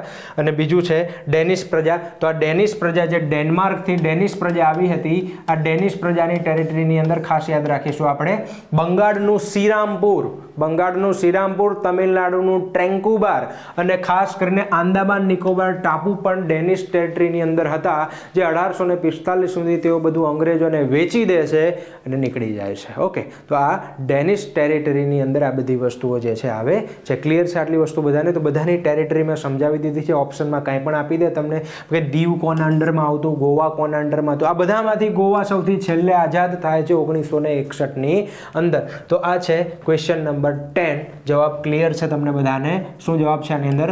Option A is the right answer. French પ્રજા જે આનો જવાબ આવશે. ક્લિયર છે? આગળ વધીએ આપણે. ચલો નેક્સ્ટ ક્વેશ્ચન. આધુનિક ભારતનું મેઇન બધું જ પરીક્ષામાં પૂછાય છે, બધું જ રિવિઝન ક્વિક આપણે અહીંયા કરીએ છીએ. થોડું ધ્યાન આપજો. લેક્ચર સારું લાગતું હોય તો શેર કરી દો તમારા મિત્રો જોડે. બરોબર છે ને ભાઈ? કે આપણે સફળ ના થઈએ તો શું થયું, કોઈ બીજાની સફળતામાં પણ આપણો હાથ હશે તો ખૂબ મહત્વનું કહેવાશે. ઓકે, તો બીજાને શેર કરી દો, તમારા મિત્રો સુધી પહોંચાડો અને જુઓ કે આપણે ઓછા સમયમાં સારું એવું રિવિઝન તમને અહીંયા કરાવીએ છીએ મહત્વના પ્રશ્નોની સાથે. યુરોપિયન પ્રવાસી વાસ્કો દી ગામાને ભારતનો માર્ગ કોના દ્વારા બતાવવામાં આવ્યો હતો? તો અહીં ગુજરાતી નાવિકની વાત આવે છે.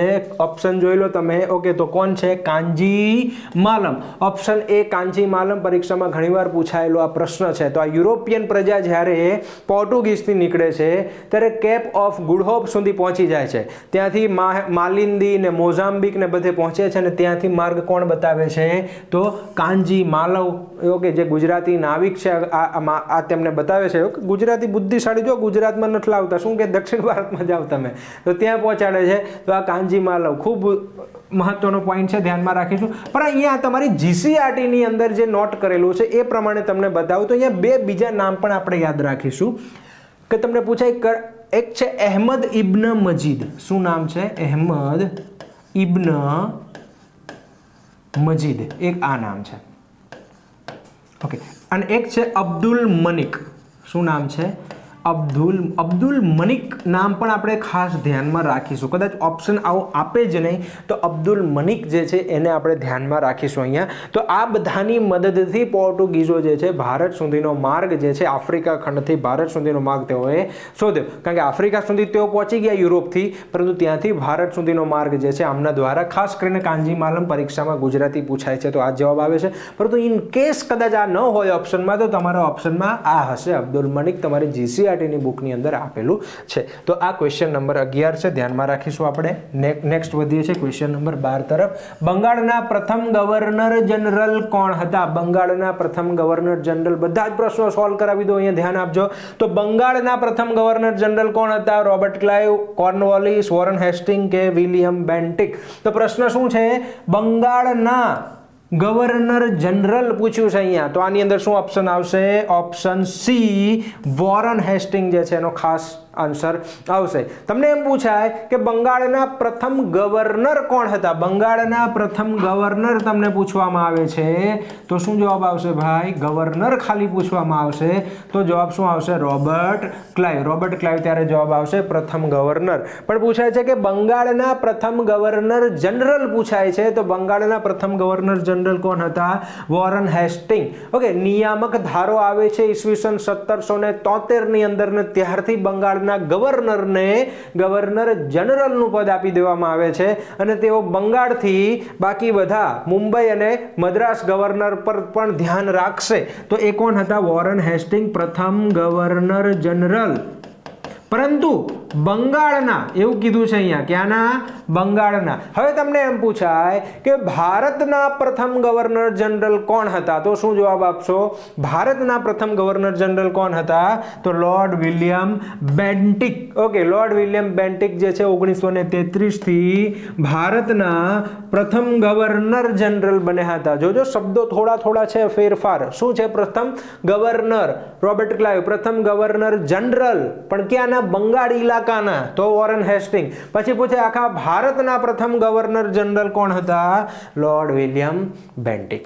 ક્લિયર છે આટલી વસ્તુ? ત્યારબાદ આ છેલ્લા ગવર્નર જનરલ કોણ હતા? ઓકે, આ પ્રથમ ગવર્નર જનરલ થઈ ગયું 1933.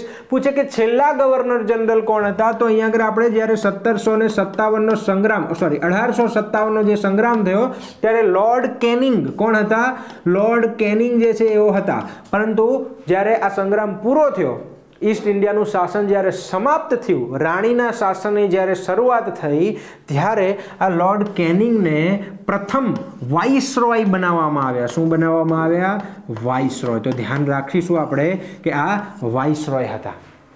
છેલ્લા વાઇસરોય કોણ હતા? Lord Mountbatten. ઓકે, અને લોર્ડ માઉન્ટ બેટન બાદ જ્યારે આપણે આઝાદ થઈએ છીએ ત્યારે એકમાત્ર ભારતીય વ્યક્તિ પણ હતા કે જેઓ ગવર્નર જનરલના પદ ઉપર હતા. શું નામ હતું એમનું? સી રાજગોપાલાચારી. એકમાત્ર ભારતીય ગવર્નર જનરલ રાજગોપાલાચારી. તો જો ઇમ્પોર્ટન્ટ બધા જ પ્રશ્નો જે છે અહીંયા એક વખત રિપીટ કરીને પાછું ફરીથી તમે જોઈ લેજો. આપણે આગળ વધીએ છીએ. તો અહીંયા પ્રથમ ગવર્નર જનરલ એટલે કોણ આવશે? Warren Hastings. ચલો, ક્લિયર? ઓકે, આગળ વધીએ છીએ નેક્સ્ટ ક્વેશ્ચન તરફ.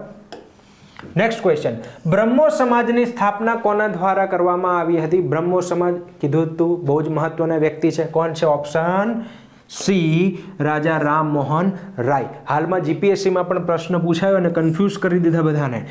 જીપીએસસીમાં કીધું કે ભાઈ મૂર્તિ પૂજાનો વિરોધ રાજા રામમોહન રાયે કર્યો હતો. હા. બીજો વિધાન આપ્યું કે રાજા રામમોહન રાયે એપ્રિલ 1828 ની અંદર બ્રહ્મો સમાજની સ્થાપના કરી હતી. બધાએ કરી નાખ્યું હા, પણ ના, ઓગસ્ટ 1828માં તેમણે સ્થાપના કરી હતી બ્રહ્મો સમાજની. થોડો ડિટેલ, થોડો ટ્રિકી ક્વેશ્ચન હતો, ઘણા બધા એમાં ફસાઈ ગયા, પરંતુ ચલો વાંધો નથી. રાજા રામમોહન રાયે ઓગસ્ટ, ક્યારે? ઓગસ્ટ 1858 ની અંદર, સોરી 58 નહીં, ઓગસ્ટ 1828 ની અંદર બ્રહ્મો સમાજની સ્થાપના જે છે કરી હતી. ધ્યાનમાં રાખીશું, કલકત્તાની અંદર આ બ્રહ્મો સમાજની સ્થાપના કોના દ્વારા કરવામાં આવી હતી?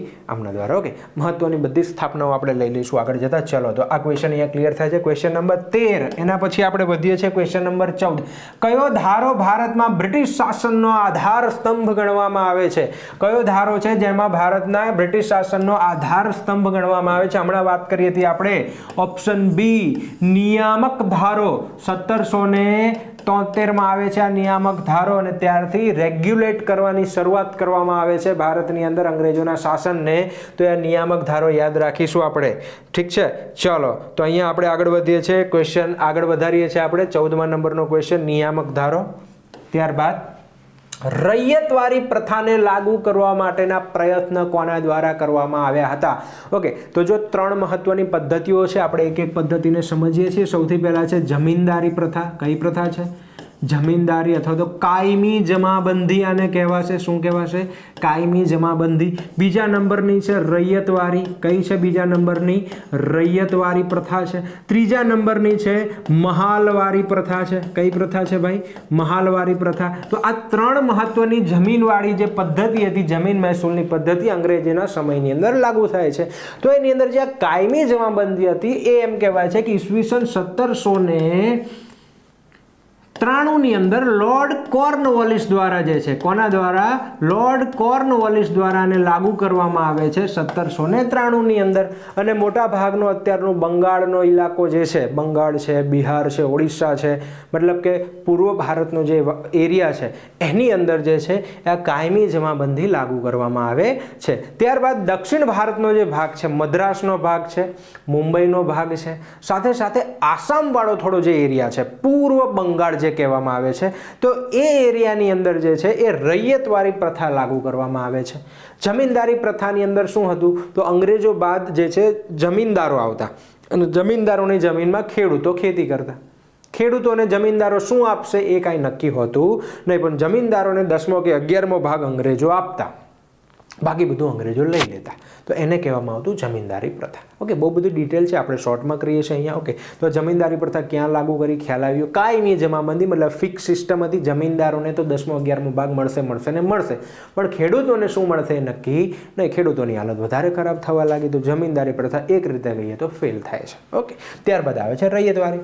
તો રૈયતવારી છે દક્ષિણ ભારતની અંદર, મદ્રાસની અંદર બારામહલ, એમ કહેવાય છે કે હાલના તમિલનાડુના બારામહલ જિલ્લાની અંદર જે છે ઈસવીસન 1792 ની અંદર પ્રાયોગિક ધોરણે લાગુ પાડવામાં આવે છે. બારામહલમાં કેપ્ટન રીડ દ્વારા તેને શરૂ કરવામાં આવી. પછી આગળ વધારે છે કોણ? Thomas Munro. તો option A is the right answer. Ryotwari પ્રથા થોમસ મુનરો જે છે આની અંદર જવાબ આવશે. ઓકે, અને રૈયતવારી પ્રથાને છે ને વચ્ચેનું જે જમીનદારનું પદ હતું એ કાઢી નાખવામાં આવ્યું. ખેડૂતોને સીધા જમીનના માલિક, રૈયતના માલિક બનાવવામાં આવ્યા અને ખેડૂતોએ પોતે જ કર ભરવા માટે જવાબદાર બનશે. જો કર નહીં ભરે તો એની જમીન લઈ લેવામાં આવશે. તો આ હતી રૈયતવારી. અત્યારના મુંબઈ, અત્યારના મદ્રાસ અને થોડો પૂર્વનો ભાગ એટલે આસામનો થોડો ઘણો વિસ્તાર જે હતો એમાં રૈયતવારી પ્રથા લાગુ કરવામાં આવી. બ્રિટિશ ભારતના એ વખતના 51% વિસ્તારની અંદર આ પ્રથા લાગુ કરવામાં આવે છે. લાસ્ટમાં મહાલવારી પ્રથા. તમે હિન્દી પિક્ચરોમાં જોતા હશો, મહોલ્લો શબ્દનો અર્થ આવે છે એક પોતાનો એક મહોલ્લો એરિયા હોય. તો બસ એક એરિયા, કોઈ એક ગામ છે કે કોઈ ગામોનો સમૂહ છે એમાં ફિક્સ કરવામાં આવે અને એની અંદર જે છે એ ત્યાં ગામના સરપંચ હોય, મુખી હોય કે કોઈ પ્રતિનિધિને ટેક્સ ભરવા માટે જવાબદાર બનાવવામાં આવતા. તેમાંથી એમ કહી દેવામાં આવતું ભાઈ ખેડૂતો શું કરશે. હાલના થોડા સમય પહેલા પણ આવી કેટલીક પ્રથા ગુજરાતમાં પણ જોવા મળે છે. ફોર એક્ઝામ્પલ કે ગુજરાતના કેટલાક પ્રદેશ, સપોઝ કરો એ ગામ છે, ગામના એક સરપંચ છે. ઓકે, ગામની આસપાસ ખેતરો છે. ખેડૂતો શું કરશે, પોતાનો જે પણ સામાન, જે પણ અનાજ ઉગાડે છે બધું જ વચ્ચે લાવીને મૂકી દેશે. એમાંથી ટેક્સ ભરી દેવામાં આવશે અને જે વધે છે એ બધું પછી પોતપોતાની રીતે પોતપોતાના ભાગ પ્રમાણે ખેડૂતો લઈ જશે પાછું પોતાના ઘરે. તો આ રીતે મહાલવારી પ્રથા જે છે લાગુ પાડવામાં આવે છે. મહાલવારી પ્રથા જે છે એ કોના દ્વારા? તો હોલ્ટ મેકેન્જી દ્વારા. કોના દ્વારા? મહાલવારી પ્રથા હોલ્ટ મેકેન્જી. રૈયતવારી પ્રથા જે છે કોના દ્વારા? થોમસ મુનરો દ્વારા. અને જમીનદારી પ્રથા કોના દ્વારા? લોર્ડ કોર્નવોલિસ દ્વારા લાગુ કરવામાં આવી હતી. તો આટલું ક્લિયર થઈ ગયું તમારા દર. ઓકે, મહાલવારી પ્રથા હાલના પંજાબ, દિલ્હી, આગ્રાની આસપાસનો ઉત્તર ભારતનો જે વિસ્તાર હતો ત્યાં મહાલવારી પ્રથા જે છે લાગુ કરવામાં આવી હતી. તો આપણે ભારત દેશને તમે અહીંયા ધ્યાનથી આ રીતે જુઓ તો આ જે વિસ્તાર કહેવામાં આવે છે બંગાળ, બિહાર, ઓડિશાનો, ત્યાં જમીનદારી, કાયમી જમાબંધી. આ દક્ષિણ ભારતનો ને આ જે વિસ્તાર તમે જોવો છો ત્યાં રૈયતવારી, અને ઉત્તર ભારતનો જે વિસ્તાર જોવો છો ત્યાં મહાલવારી પ્રથા મોટા ભાગે લાગુ હતી. તો આ વસ્તુ થઈ ગઈ આ જમીનદારી પ્રથાની. તો આ ક્વેશ્ચન તમારો એકદમ ક્લિયર થઈ ગયો. તલાટી જૂનિયર ક્લાર્કમાં આમાંથી કાંઈ પણ પૂછાય આપણને આવડવું જોઈએ. તો આ થઈ ગઈ રૈયતવારી પ્રથા. આગળ વધીએ. Question number 16. સૌ પ્રથમ સુતરાઉ કાપડની મિલ ક્યાં શરૂ કરવામાં આવી હતી? મોટા ભાગે અહીંયા પ્રશ્ન ગડબડ થઈ જાય છે. બધાના જવાબની અંદર મુંબઈ કે અમદાવાદ આવે, પરંતુ અહીંયા જવાબ શું આવે છે? ઓપ્શન બી, કલકત્તાની અંદર સૌ પ્રથમ કાપડની મિલ જે છે શરૂ કરવામાં આવી હતી. ભાઈ ઓકે, ધ્યાનમાં રાખીશું આટલી વસ્તુ. તો 1818-20 ની આસપાસ અહીંયા આગળ સૌ પ્રથમ કલકત્તાની અંદર જે છે આ સૂત્ર, મને એક્ઝેક્ટ વર્ષ યાદ નથી, જો તમને યાદ હોય તો કોમેન્ટમાં કરજો. સૌ પ્રથમ કલકત્તાની અંદર મિલની સ્થાપના કરવામાં આવે છે, કાપડના મિલ. ત્યારબાદ મુંબઈ ને બધું આવે છે, પરંતુ કલકત્તા છે, ધ્યાનમાં રાખીશું આપણે. ઓકે, મને વર્ષ યાદ નથી, પરંતુ લગભગ 1818 સમથિંગ કંઈક આવે છે. એક વખત જોઈ લેજો. તો અહીંયા આગળ ધ્યાનમાં રાખીશું સૌપ્રથમ કાપડની મિલ કલકત્તાની અંદર. 1857ના વિદ્રોહના સમયે ભારતના ગવર્નર જનરલ કોણ હતા? હમણાં જ આપણે ચર્ચા કરી હે ને. તો હવે તમને જવાબ આવડવો જોઈએ. 1857ના સંગ્રામ સમયે ભારતના ગવર્નર જનરલ કોણ હતા? તો આપણો જવાબ શું આવશે? Option A, Lord Canning. Lord Canning 1857ના સમયે, ડેલહાઉસી જ્યારે 1848માં ડેલહાઉસી આવે છે અને 1856માં 8 વર્ષ બાદ ડેલહાઉસી પાછો વહી જાય છે અને 1856માં લોર્ડ કેનિંગ આવે છે અને 1857માં સંગ્રામ થઈ ગયો. તો આ લોર્ડ કેનિંગ એ વખતે ભારતના ગવર્નર જનરલ હતા. ઓકે, સંગ્રામ થઈ ગયા બાદ ગવર્નર જનરલની જગ્યાએ તેમને વાઇસરોય બનાવવામાં આવે છે. તો ભારતના પ્રથમ વાઇસરોય કોણ બને છે? લોર્ડ કેનિંગ બને છે. ક્લિયર છે આટલી વસ્તુ બધાને? ચલો, આઈ હોપ આટલું ક્લિયર હશે. કંઈ પ્રોબ્લેમ હોય તો કોમેન્ટ સેક્શનમાં મને બતાવી શકો છો. ઓકે, ચલો આગળ વધીએ છીએ. Question number 18મો. 1857ની ક્રાંતિનું પ્રતીક શું હતું? ખૂબ સરળ પ્રશ્ન, પરંતુ વારંવાર પૂછાય છે, આપણને આવડવો જોઈએ. શું છે? ઓપ્શન એ, કમળ અને રોટલી. કમળ અને રોટલી જે છે એ આ 1857ના સંગ્રામનું પ્રતીક હતું એવું માનવામાં આવે છે. ધ્યાનમાં રાખીશું આને. ઓકે, કારણ કે આ સંગ્રામ એક સાથે એક જગ્યાએ જો ચાલુ થઈ ગયો હોત, આ પ્રતીક જો માન્ય રાખવામાં આવ્યું ને એક સાથે ચાલુ થઈ ગયો હોત તો કદાચ અંગ્રેજોનું શાસન ત્યાં સમાપ્ત થઈ ગયું હોત. પરંતુ એક સાથે જે છે આ ચાલુ થતો નથી, સ્ટેપ બાય સ્ટેપ ચાલુ થાય છે અને અંગ્રેજો પણ એને સ્ટેપ બાય સ્ટેપ દબાવતા જાય છે અને સંગ્રામ નિષ્ફળ થઈ જાય છે. ઓકે, પરંતુ અહીંયા સંગ્રામની કેટલીક એવી અસર પણ હતી કે જે ભારતના સ્વતંત્ર સંગ્રામમાં પણ લોકોના માનસ પટલ ઉપર હતી અને લોકો જે છે આ સંગ્રામ સરસ રીતે આગળ ચલાવે છે. ગાંધીજી આવે છે, સરસ રીતે આંદોલન ચાલે છે, કેટલીક ક્રાંતિકારી પ્રવૃત્તિઓ થાય છે અને ભારતને આઝાદી મળે છે. તો આ થઈ ગઈ 1857ની. ચલો આગળ વધીએ. Question number 9.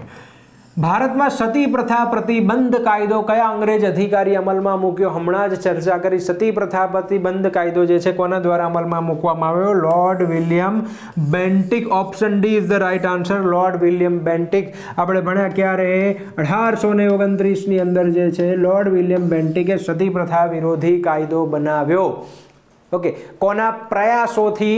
રાજા રામમોહન રાયના પ્રયાસોથી જે છે આ કાયદો બનાવવામાં આવે છે અને લોર્ડ વિલિયમ બેન્ટિક કાયદો બનાવે છે અને સતી પ્રથા ઉપર પ્રતિબંધ લગાવી દેવામાં આવે છે. ખૂબ ખરાબ એવી કુપ્રથા જે છે આ ભારતમાં પ્રચલિત હતી, બરોબર છે. પરાણે સતી કરાવવામાં આવતા, એના કારણે કેટલાક લોકો એનો વિરોધ કરે છે. ખાસ કરીને લોર્ડ વિલિયમ બેન્ટિક એને પ્રતિબંધિત કરી દે છે. તો આ છે. ઓકે, આગળ વધીએ. Question number 20.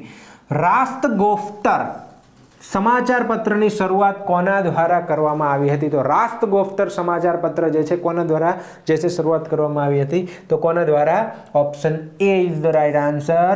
દાદાભાઈ નવરોજી. તો રહેનુમાઈ મજદાઈરન સભા, કઈ સભા ભાઈ? પારસીઓની. ઓકે, દાદાભાઈ નવરોજી કેવા હતા ભાઈ? પારસી સમાજથી બિલોંગ કરતા હતા અને પારસીઓની સુધારાવાદી એક સંસ્થા હતી રહેનુમાઈ. જો નામ થોડું અઘરું છે. રહેનુમાઈ મજદાઈરન સભા. ઓકે, અને આ જે સભા હતી એના મુખપત્ર તરીકે એમ કહેવાય છે કે રાષ્ટ્રગોફ્તર નામનું સમાચાર પત્ર એની સાથે સંકળાયેલું છે, અને ધ્યાનમાં રાખીશું આપણે. અને રાષ્ટ્રગોફ્તર જે છે દાદાભાઈ નવરોજી પ્રકાશિત કરતા હતા અને તેમની સંસ્થા પ્રકાશિત કરતી હતી. તો આ ઓપ્શનની અંદર શું આવશે જવાબ? દાદાભાઈ નવરોજી. ચલો એનાથી આગળ વધીએ છીએ આપણે. Question number 21. સત્યશોધક સમાજની સ્થાપના કોના દ્વારા કરવામાં આવી હતી? જો દાદાભાઈ નવરોજી, જ્યોતિબા ફૂલે, સ્વામી વિવેકાનંદ કે રામકૃષ્ણ મિશન? તો સત્યશોધક સમાજની સ્થાપના કરવામાં આવી હતી. ઓપ્શન બી જ્યોતિબા ફૂલે અથવા તો જ્યોતિરાવ ફૂલે. ધ્યાનમાં રાખીશું આપણે જ્યોતિરાવ ફૂલે. ઓકે, તો આ જ્યોતિરાવ ફૂલે દ્વારા સત્યશોધક સમાજની સ્થાપના એમ કહેવામાં આવે છે કે ઈસવીસન 1873ની અંદર તેમણે આ પૂનાની અંદર જે છે આ સંસ્થાની સ્થાપના જે છે કરી હતી. ઓકે, તેમના પત્ની સાવિત્રીબાઈ ફૂલે તેમને શિક્ષણ આપ્યું, પોતાના ઘરેથી જ સુધારવાની શરૂઆત કરી. સાવિત્રીબાઈ ફૂલે જે છે ભારતના પ્રથમ શિક્ષિત કહેવામાં આવે છે. ખૂબ મહત્વના વ્યક્તિ હતા ભાઈ. ઓકે, અને જ્યોતિરાવ ફૂલે જે છે તેમને સાથ આપે છે. જ્યોતિરાવ ફૂલે પ્રથમ કન્યા શાળા વગેરેની સ્થાપના પણ કરી હતી, પરંતુ કેટલાક લોકો એનો વિરોધ કરે છે અને લાસ્ટમાં તેમણે સત્યશોધક સમાજની સ્થાપના કરી અને સમાજની અંદર જે આ ઊંચ નીચના ભેદભાવ જે છે એનો વિરોધ કર્યો. સ્ત્રીઓની કેળવણી વિશેના જે ભેદભાવ છે એનો વિરોધ કર્યો. ઓકે, બે એરિયામાં એમણે ખાસ કાર્ય કર્યું. એક દલિત જે અસ્પૃશ્યતા જે કહેવાય ઊંચ નીચના ભેદભાવ હતા એના વિરોધી કાર્ય કર્યું, કારણ કે જો પોતે ફૂલે હતા, માળી સમાજમાંથી આવતા હતા. ઓકે, ફૂલ વેચવાવાળા એમ કહેવાતા અને એના કારણે તેઓ પણ નીચી જાતિના ગણાતા. તો તેમના મિત્રના લગ્નની અંદર તેમના પ્રત્યે જે દુર્વ્યવહાર થયો હતો એનાથી નારાજ થઈને મનમાં રાખીને એમ કહેવાય છે કે તેમણે આ બધું દૂર કરવાનો પ્રયાસ કરવાનો વિચાર્યું. એમનું જીવન ત્યાં તેમણે સમર્પિત કર્યું અને પ્રથમ કન્યા શાળા પણ તેમણે સ્થાપી હતી ભારતની અંદર. પોતાના ઘરેથી જ પોતાની પત્નીને ભણાવીને તેમને શરૂઆત કરી હતી જ્યોતિરાવ ફૂલે, સાવિત્રીબાઈ ફૂલેને. અને ધીરે ધીરે આગળ જતા 1773માં તેમણે સત્યશોધક સમાજની જે છે સ્થાપના કરી હતી. અને મુંબઈની અંદર ગાંધીજી પહેલા મહાત્માની પદવી એમ કહેવામાં આવે છે કે જ્યોતિબા ફૂલેને આપવામાં આવી હતી. તો ખૂબ મહાન વ્યક્તિ, ખૂબ બધા પુસ્તક પણ તેમણે લખ્યા હતા. સાર્વજનિક સત્ય ધર્મ, ખેડૂતોના આંસુ ને વગેરે. દલિત શબ્દ જે છે, દલિત શબ્દ એ પણ જ્યોતિબા ફૂલે આપ્યો હતો એવું કહેવામાં આવે છે. તો આ મહત્વની ઇન્ફોર્મેશન જે છે અહીંયા મેં તમને આપી. તો સત્યશોધક સમાજની આપણે અહીંયા વાત કરીએ છીએ. ત્યાંથી આપણે આગળ વધીએ છીએ. Question number 22. વેદો તરફ પાછા વળો વાળું સૂત્ર જે છે કોના દ્વારા? જો આપણે પ્રશ્નો બહુ સિમ્પલ રાખ્યા છે અહીંયા, પરંતુ વારંવાર પૂછાય એવા પ્રશ્નો છે. ડાયરેક્ટ પૂછાઈ જાય તો સારી બાબત છે, જો ન પૂછાય તો હું તમને જે સમજાવું છું એમાંથી કાંઈકનું કાંઈક આવી જાય. ઓકે, તો અહીંયા જે હું સમજાવું છું, જે હું બોલું છું એની પ્રત્યે પણ તમારું સંપૂર્ણ ફોકસ હોવું જોઈએ. વેદો તરફ પાછા વળો સૂત્ર કોના દ્વારા આપવામાં આવ્યું હતું? તો કોના દ્વારા આપવામાં આવ્યું હતું? Option C is the right answer. Swami Dayanand Saraswati દ્વારા જે છે આપવામાં આવ્યું હતું. ઓકે, સ્વામી દયાનંદ સરસ્વતીની આપણે થોડી વાત કરીએ તો એમ કહેવાય છે કે 12 ફેબ્રુઆરી 1824ની અંદર મોરબી જિલ્લાના ટંકારાની અંદર તેમનો જન્મ થયો હતો. ક્યાં જન્મ થયો હતો? ગુજરાતી વ્યક્તિ છે ભાઈ, એટલે પ્રશ્ન પૂછાવાનો ચાન્સ અહીંયા વધી જાય છે.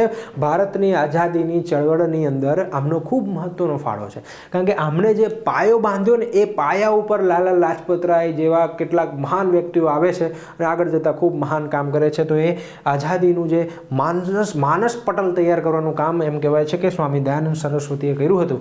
1824ની અંદર ટંકારાની અંદર તેમનો જન્મ થયો હતો. મૂળ નામ એમનું મૂળશંકર. શું નામ છે એમનું? મૂળ નામ મૂળશંકર તેમનું નામ છે. આગળ જતાં તેઓ નર્મદા કિનારે જે છે એ સંન્યાસ ધારણ કરે છે. પછી આગળ જતાં આગ્રા બાજુ જાય છે, ત્યાં કામકાજ કરે છે. પછી તેમને ઈસવીસન 1875ની અંદર એમ કહેવામાં આવે છે કે 1875ની અંદર મુંબઈની અંદર તેમણે કયા સંસ્થાની સ્થાપના કરી હતી? સ્વામી દયાનંદ સરસ્વતીએ તો આર્ય સમાજની સ્થાપના કરી હતી. કયા સમાજની સ્થાપના કરી હતી? આર્ય સમાજની તેઓએ સ્થાપના કરી. અને 1877ની અંદર આ આર્ય સમાજ જે છે ઓકે અહીંયા મુંબઈમાં કરી, પરંતુ આગળ જતા 1800 લાહોરમાં કરે છે. ઓકે, ક્યારે? 1877ની અંદર. અને લાહોરને જે છે એ આ સંસ્થાનું મુખ્ય જગ્યા તેઓએ બનાવી હતી. ઘણા બધા કાર્ય કરે છે આગળ જતાં બરોબર. અને વેદો તરફ બે મહત્વના સૂત્ર છે. તેમના કયા મહત્વના સૂત્ર છે? એક વેદો તરફ પાછા વળો અને એક મહત્વનું સૂત્ર છે ભારત ભારતીયો માટે. કયું છે? ભારત ભારતીયો માટે. બીજું સૂત્ર છે વેદો તરફ પાછા વળો. વેદોને તેઓ મહત્વના ગણે છે અને પોતાના 10 સૂત્ર આપ્યા હતા. એક સૂત્ર હતું વેદ. ઓકે, ખૂબ મહત્વનું હતું. અને આ બાકીની જે મેં ઇન્ફોર્મેશન તમને આપી એ તમારે અહીંયા ધ્યાનથી જોઈ લેવાની છે. અને લાસ્ટમાં ધ્યાનમાં રાખીશું આપણે કે આગળ જતા સ્વામી દયાનંદ સરસ્વતી જે છે સત્યાર્થ પ્રકાશ ધ્યાનમાં રાખીશું. ઓકે, આ સંસ્થાનું મુખપત્ર કયું હતું? તો સત્યાર્થ પ્રકાશની સ્થાપના પણ કોણે કરી હતી? તો સત્યાર્થ પ્રકાશ નામનું સમાચાર પત્ર એ દયાનંદ સરસ્વતી દ્વારા જે છે લાગુ કરવામાં આવ્યું. મતલબ એ એમના દ્વારા જે છે એ આ સંસ્થા આર્ય સમાજ વતી જે છે બહાર પાડતા હતા.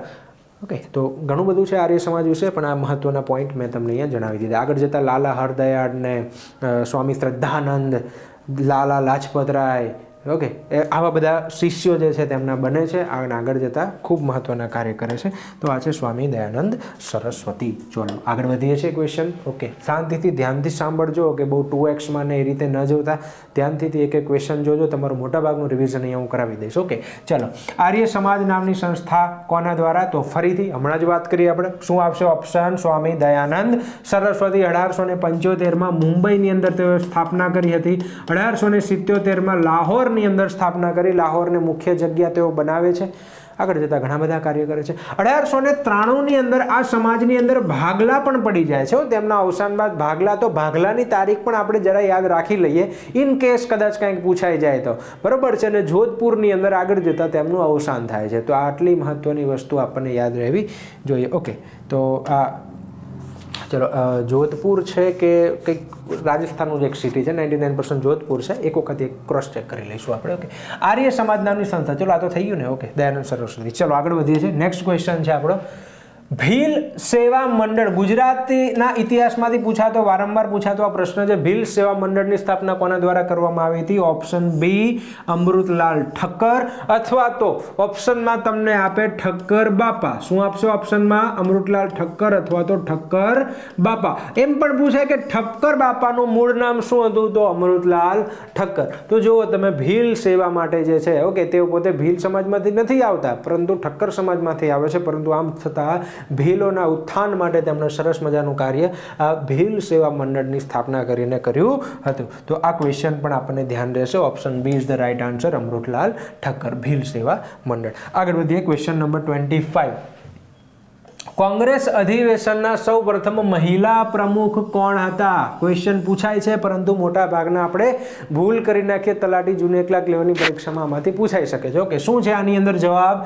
ઓકે, સૌ પ્રથમ મહિલા પ્રમુખ કોણ હતા? આનો જવાબ શું આવશે? આનો જવાબ આવશે ઓપ્શન સી, શ્રીમતી એની બેસન્ટ. ઓકે, શું શ્રીમતી એની બેસન્ટ. ક્યાંના હતા શ્રીમતી એની બેસન્ટ? આયર્લેન્ડના હતા. ક્યાંના હતા? આ ભારતના નથી. ક્યાંના છે ભાઈ? આયર્લેન્ડના છે. ઓકે, પરંતુ પોતાને એમ માને છે કે પોતે પાછલા જન્મમાં એની બેસન્ટ હતા. ઓકે, પોતે પાછલા જન્મમાં ભારતીય હતા એવું કહે છે તે પોતે. તેમણે રામાયણ, મહાભારત ને ગીતાજી ને બહુ બધા પુસ્તકોનો બહુ બધો અભ્યાસ કર્યો. ખાસ કરીને વારાણસી ખાતે તેમણે બહુ અભ્યાસ કર્યો અને તેઓ માને છે કે પાછલા જન્મમાં તેઓ ભારતીય હતા. ભારત પ્રત્યે ખૂબ તેમની અપાર શ્રદ્ધા છે એવા શ્રીમતી એની બેસન્ટ 1893ની અંદર તેઓ ભારતની અંદર આવીને આગળ આ થિયોસોફિકલ સોસાયટીમાં જોડાય છે. તો આ એની બેસન્ટ ખૂબ મહત્વનું સ્થાન ધરાવે છે. હોમ રૂલ ચળવળની શરૂઆત ભારતમાં કરે છે અને આજે કોંગ્રેસ છે, ઇન્ડિયન નેશનલ કોંગ્રેસના પ્રથમ મહિલા અધ્યક્ષ કોણ બન્યા હતા? એની બેસન્ટ બન્યા હતા. પ્રશ્ન ટ્વિસ્ટ કરીને પૂછાય તમને કે પ્રથમ ભારતીય મહિલા અધ્યક્ષ કોણ હતા? તો જવાબ આવશે સરોજિની નાયડુ. સમજાય છે તમને? પ્રશ્ન ટ્વિસ્ટ કરીને પૂછાય ભારતીય, અહીંયા ભારતીય શબ્દ નથી, અહીંયા જો શબ્દ આવે કે ભારતીય મહિલા અધ્યક્ષ કોણ હતા તો જવાબ આવશે સરોજિની નાયડુ. બરોબર છે, ઓકે. પરંતુ એવું આવે કે પ્રથમ મહિલા અધ્યક્ષ કોણ હતા તો જવાબ આવશે એની બેસન્ટ. ધ્યાનમાં રાખીશું આટલી વસ્તુ, ઓકે. ત્યારબાદ શું થાય છે તો 1885ની અંદર ઇન્ડિયન નેશનલ કોંગ્રેસની સ્થાપના થાય છે, ઓકે. A.O. હ્યુમ દ્વારા સ્થાપના કરવામાં આવે છે. મુંબઈની અંદર ગોવાળિયા ટેંક ખાતે પ્રથમ મિટિંગ ભરવામાં આવે છે. ડિસેમ્બર મહિનાના છેલ્લા 4 દિવસ આ જે છે સંગઠન જે છે આ સંસ્થા જે છે એક સાથે ભેગી થાય છે. ત્યાં ડિસેમ્બર મહિના 1885થી દર વર્ષે ચાલુ થાય છે. A.O. હ્યુમ સ્થાપના કરે છે. પ્રથમ અધ્યક્ષ તેના હતા W.C. બેનર્જી એટલે કે વ્યોમેશચંદ્ર બેનર્જી. પછી આગળ જતા દાદાભાઈ નવરોજી, બદરુદ્દીન તૈયબજી આવા મહત્વના લોકો એમાં આવે છે. પ્રથમ મહિલા અધ્યક્ષ કહી દીધા, ઓકે. પ્રથમ અંગ્રેજ અધ્યક્ષ જે છે એ ઓકે જ્યોર્જ હ્યુલ હતા. તો આ રીતે ઘણા બધા અધ્યક્ષો જે છે આની અંદર આવે છે. આઝાદી સમયે કોણ અધ્યક્ષ હતા આ બધું આપણને યાદ આવવું જોઈએ ને આ બધું આની અંદર આવશે. ક્વેશ્ચન આપણે એક એક લઈએ છીએ એટલે તમને વધારે ખ્યાલ આવશે. તો આ વાત કરી આપણે આગળના ક્વેશ્ચનની હવે લઈએ. Question number 26. હિન્દી રાષ્ટ્રીય મહાસભા એટલે કે ઇન્ડિયન નેશનલ કોંગ્રેસની સ્થાપના કોના દ્વારા કરવામાં આવી હતી? હમણાં જ આપણે વાત કરી. Option A is the right answer, A.O. Hume. બરોબર છે. ક્યારે? 1885ની અંદર જે છે A.O. હ્યુમ, એલન ઓક્ટેવિયન હ્યુમ દ્વારા આ સંસ્થાની સ્થાપના કરવામાં આવી હતી. તો ઇન્ડિયન નેશનલ કોંગ્રેસ. તો આ થઈ ગયો તમારો ક્વેશ્ચન. આગળ વધીએ છીએ આપણે. નેક્સ્ટ શું ક્વેશ્ચન છે આની અંદર? તો નેક્સ્ટ છે સવિનય કાનૂન ભંગની લડત કઈ જો મેં ક્વેશ્ચનને બહુ ટ્વિસ્ટ કરી નાખી જો મતલબ આગળ પાછળ કરી નાખ્યા છે તો કોંગ્રેસના પ્રશ્નો આગળ પણ આવશે, ધ્યાનમાં રાખીશું. સવિનય કાનૂન ભંગની લડત કઈ સાલમાં શરૂ થઈ હતી? સવિનય કાનૂન ભંગની લડત જો આપણે ખાસ ધ્યાનમાં રાખીએ, બહુ સરળ રીતે તમને યાદ રખાવું, ઓકે. ગાંધીજી જે છે એ 22 વર્ષનું જીવન જે છે એ આફ્રિકામાં ગાળીને 1915ની અંદર ભારતમાં આવ્યા. ક્યારે આવ્યા? 9મી જાન્યુઆરી 1915ની અંદર ભારતની અંદર તેઓ આવ્યા. તો 9મી જાન્યુઆરીને આપણે કયા દિવસ તરીકે ઉજવીએ છીએ? આ તમારે કોમેન્ટમાં કહેવાનું છે મને, ઓકે. તો આ 1915માં આવ્યા. ત્યારબાદ ભારત ભ્રમણ કરે છે પોતાના રાજકીય ગુરુ ગોપાળ કૃષ્ણ ગોખલેની સલાહથી. 1915 બાદ તેઓ જે છે ભારતનું ભ્રમણ કરે છે અને ત્યારબાદ એમ કહેવાય છે કે તેમના જીવનની અંદર આપણે બે ખાસ યાદ રાખીશું. તેમના જીવનની અંદર જે સર્વપ્રથમ સત્યાગ્રહ ભારતમાં આવીને જે કરે છે એને આપણે છે ને સ્થાનિક સત્યાગ્રહ કહીશું. શું કહીશું ભાઈ? એક સ્થાન પૂરતા મર્યાદિત સત્યાગ્રહને આપણે શું કહીએ છીએ? સ્થાનિક સત્યાગ્રહ. તો અહીંયા સૌપ્રથમ ચંપારણ સત્યાગ્રહ. કયો સત્યાગ્રહ? ચંપારણ સત્યાગ્રહ જે છે એ સ્થાનિક અત્યારના બિહારની અંદર આ પહેલા નંબરનો 1917ની અંદર આ સંસ્થાની આ સત્યાગ્રહ કરે છે ચંપારણ, ઓકે. શેનો સત્યાગ્રહ હતો ભાઈ આ? તો ચંપારણ જે છે ચંપારણ જિલ્લાની અંદર જે ગળીની ખેતી ફરજિયાત કરાવવામાં આવતી 3 કઠિયા પદ્ધતિના વિરુદ્ધમાં ગાંધીજીએ સત્યાગ્રહ કર્યો. ત્યારબાદ ગુજરાતમાં આવે છે તો ગુજરાતની અંદર અમદાવાદની અંદર મિલ મજૂરની હડતાલ. તો આ પણ મિલ મજૂરનો જે સત્યાગ્રહ હતો આને ધર્મયુદ્ધ કહેવામાં આવે છે. શું કહેવાય છે? ધર્મયુદ્ધ. 1918ની અંદર આ સત્યાગ્રહ જે છે પૂરો થાય છે ત્યાં. તો આ જે છે એ પણ સ્થાનિક સત્યાગ્રહ હતો. અને ત્રીજો મહત્વનો સ્થાનિક સત્યાગ્રહ કહેવાય છે ખેડા સત્યાગ્રહ. આ ખેડૂતોનો સત્યાગ્રહ તો ગુજરાતમાં ખેડૂતોનો પ્રથમ સત્યાગ્રહ કહેવાય છે અને આ પણ 1918ની અંદરનો મહત્વનો સત્યાગ્રહ હતો. તો આ 3 પ્રથમ સ્થાનિક સત્યાગ્રહ હતા. ત્યારબાદ ગાંધીજીની લાઈફના 3 મહત્વના રાષ્ટ્રીય સત્યાગ્રહો હતા. કેવા હતા ભાઈ? રાષ્ટ્રીય સત્યાગ્રહો. જો અહીંયા આગળ જોજો ધ્યાનથી, તમારા કન્ફ્યુઝનને બધું દૂર કરું છું અહીંયા. તો સૌપ્રથમ રાષ્ટ્રીય સત્યાગ્રહ કયો હતો? તો એ હતું અસહકારની ચળવળ. કયો સત્યાગ્રહ? અસહકાર. રોલેટ એક્ટ ને બધું જે આવી જાય છે, જલિયાવાલા બાગ હત્યાકાંડ થાય છે, અને ખિલાફત આંદોલન. તો આ ત્રણેયના કારણે, ત્રણેયના વિરોધ રૂપે ગાંધીજીએ અસહકાર ચળવળ ચલાવી 1920ની અંદર. પ્રશ્ન જીપીએસસીમાં પૂછાઈ ગયો. 1920ની અંદર અસહકારની ચળવળ જે છે ચાલે છે.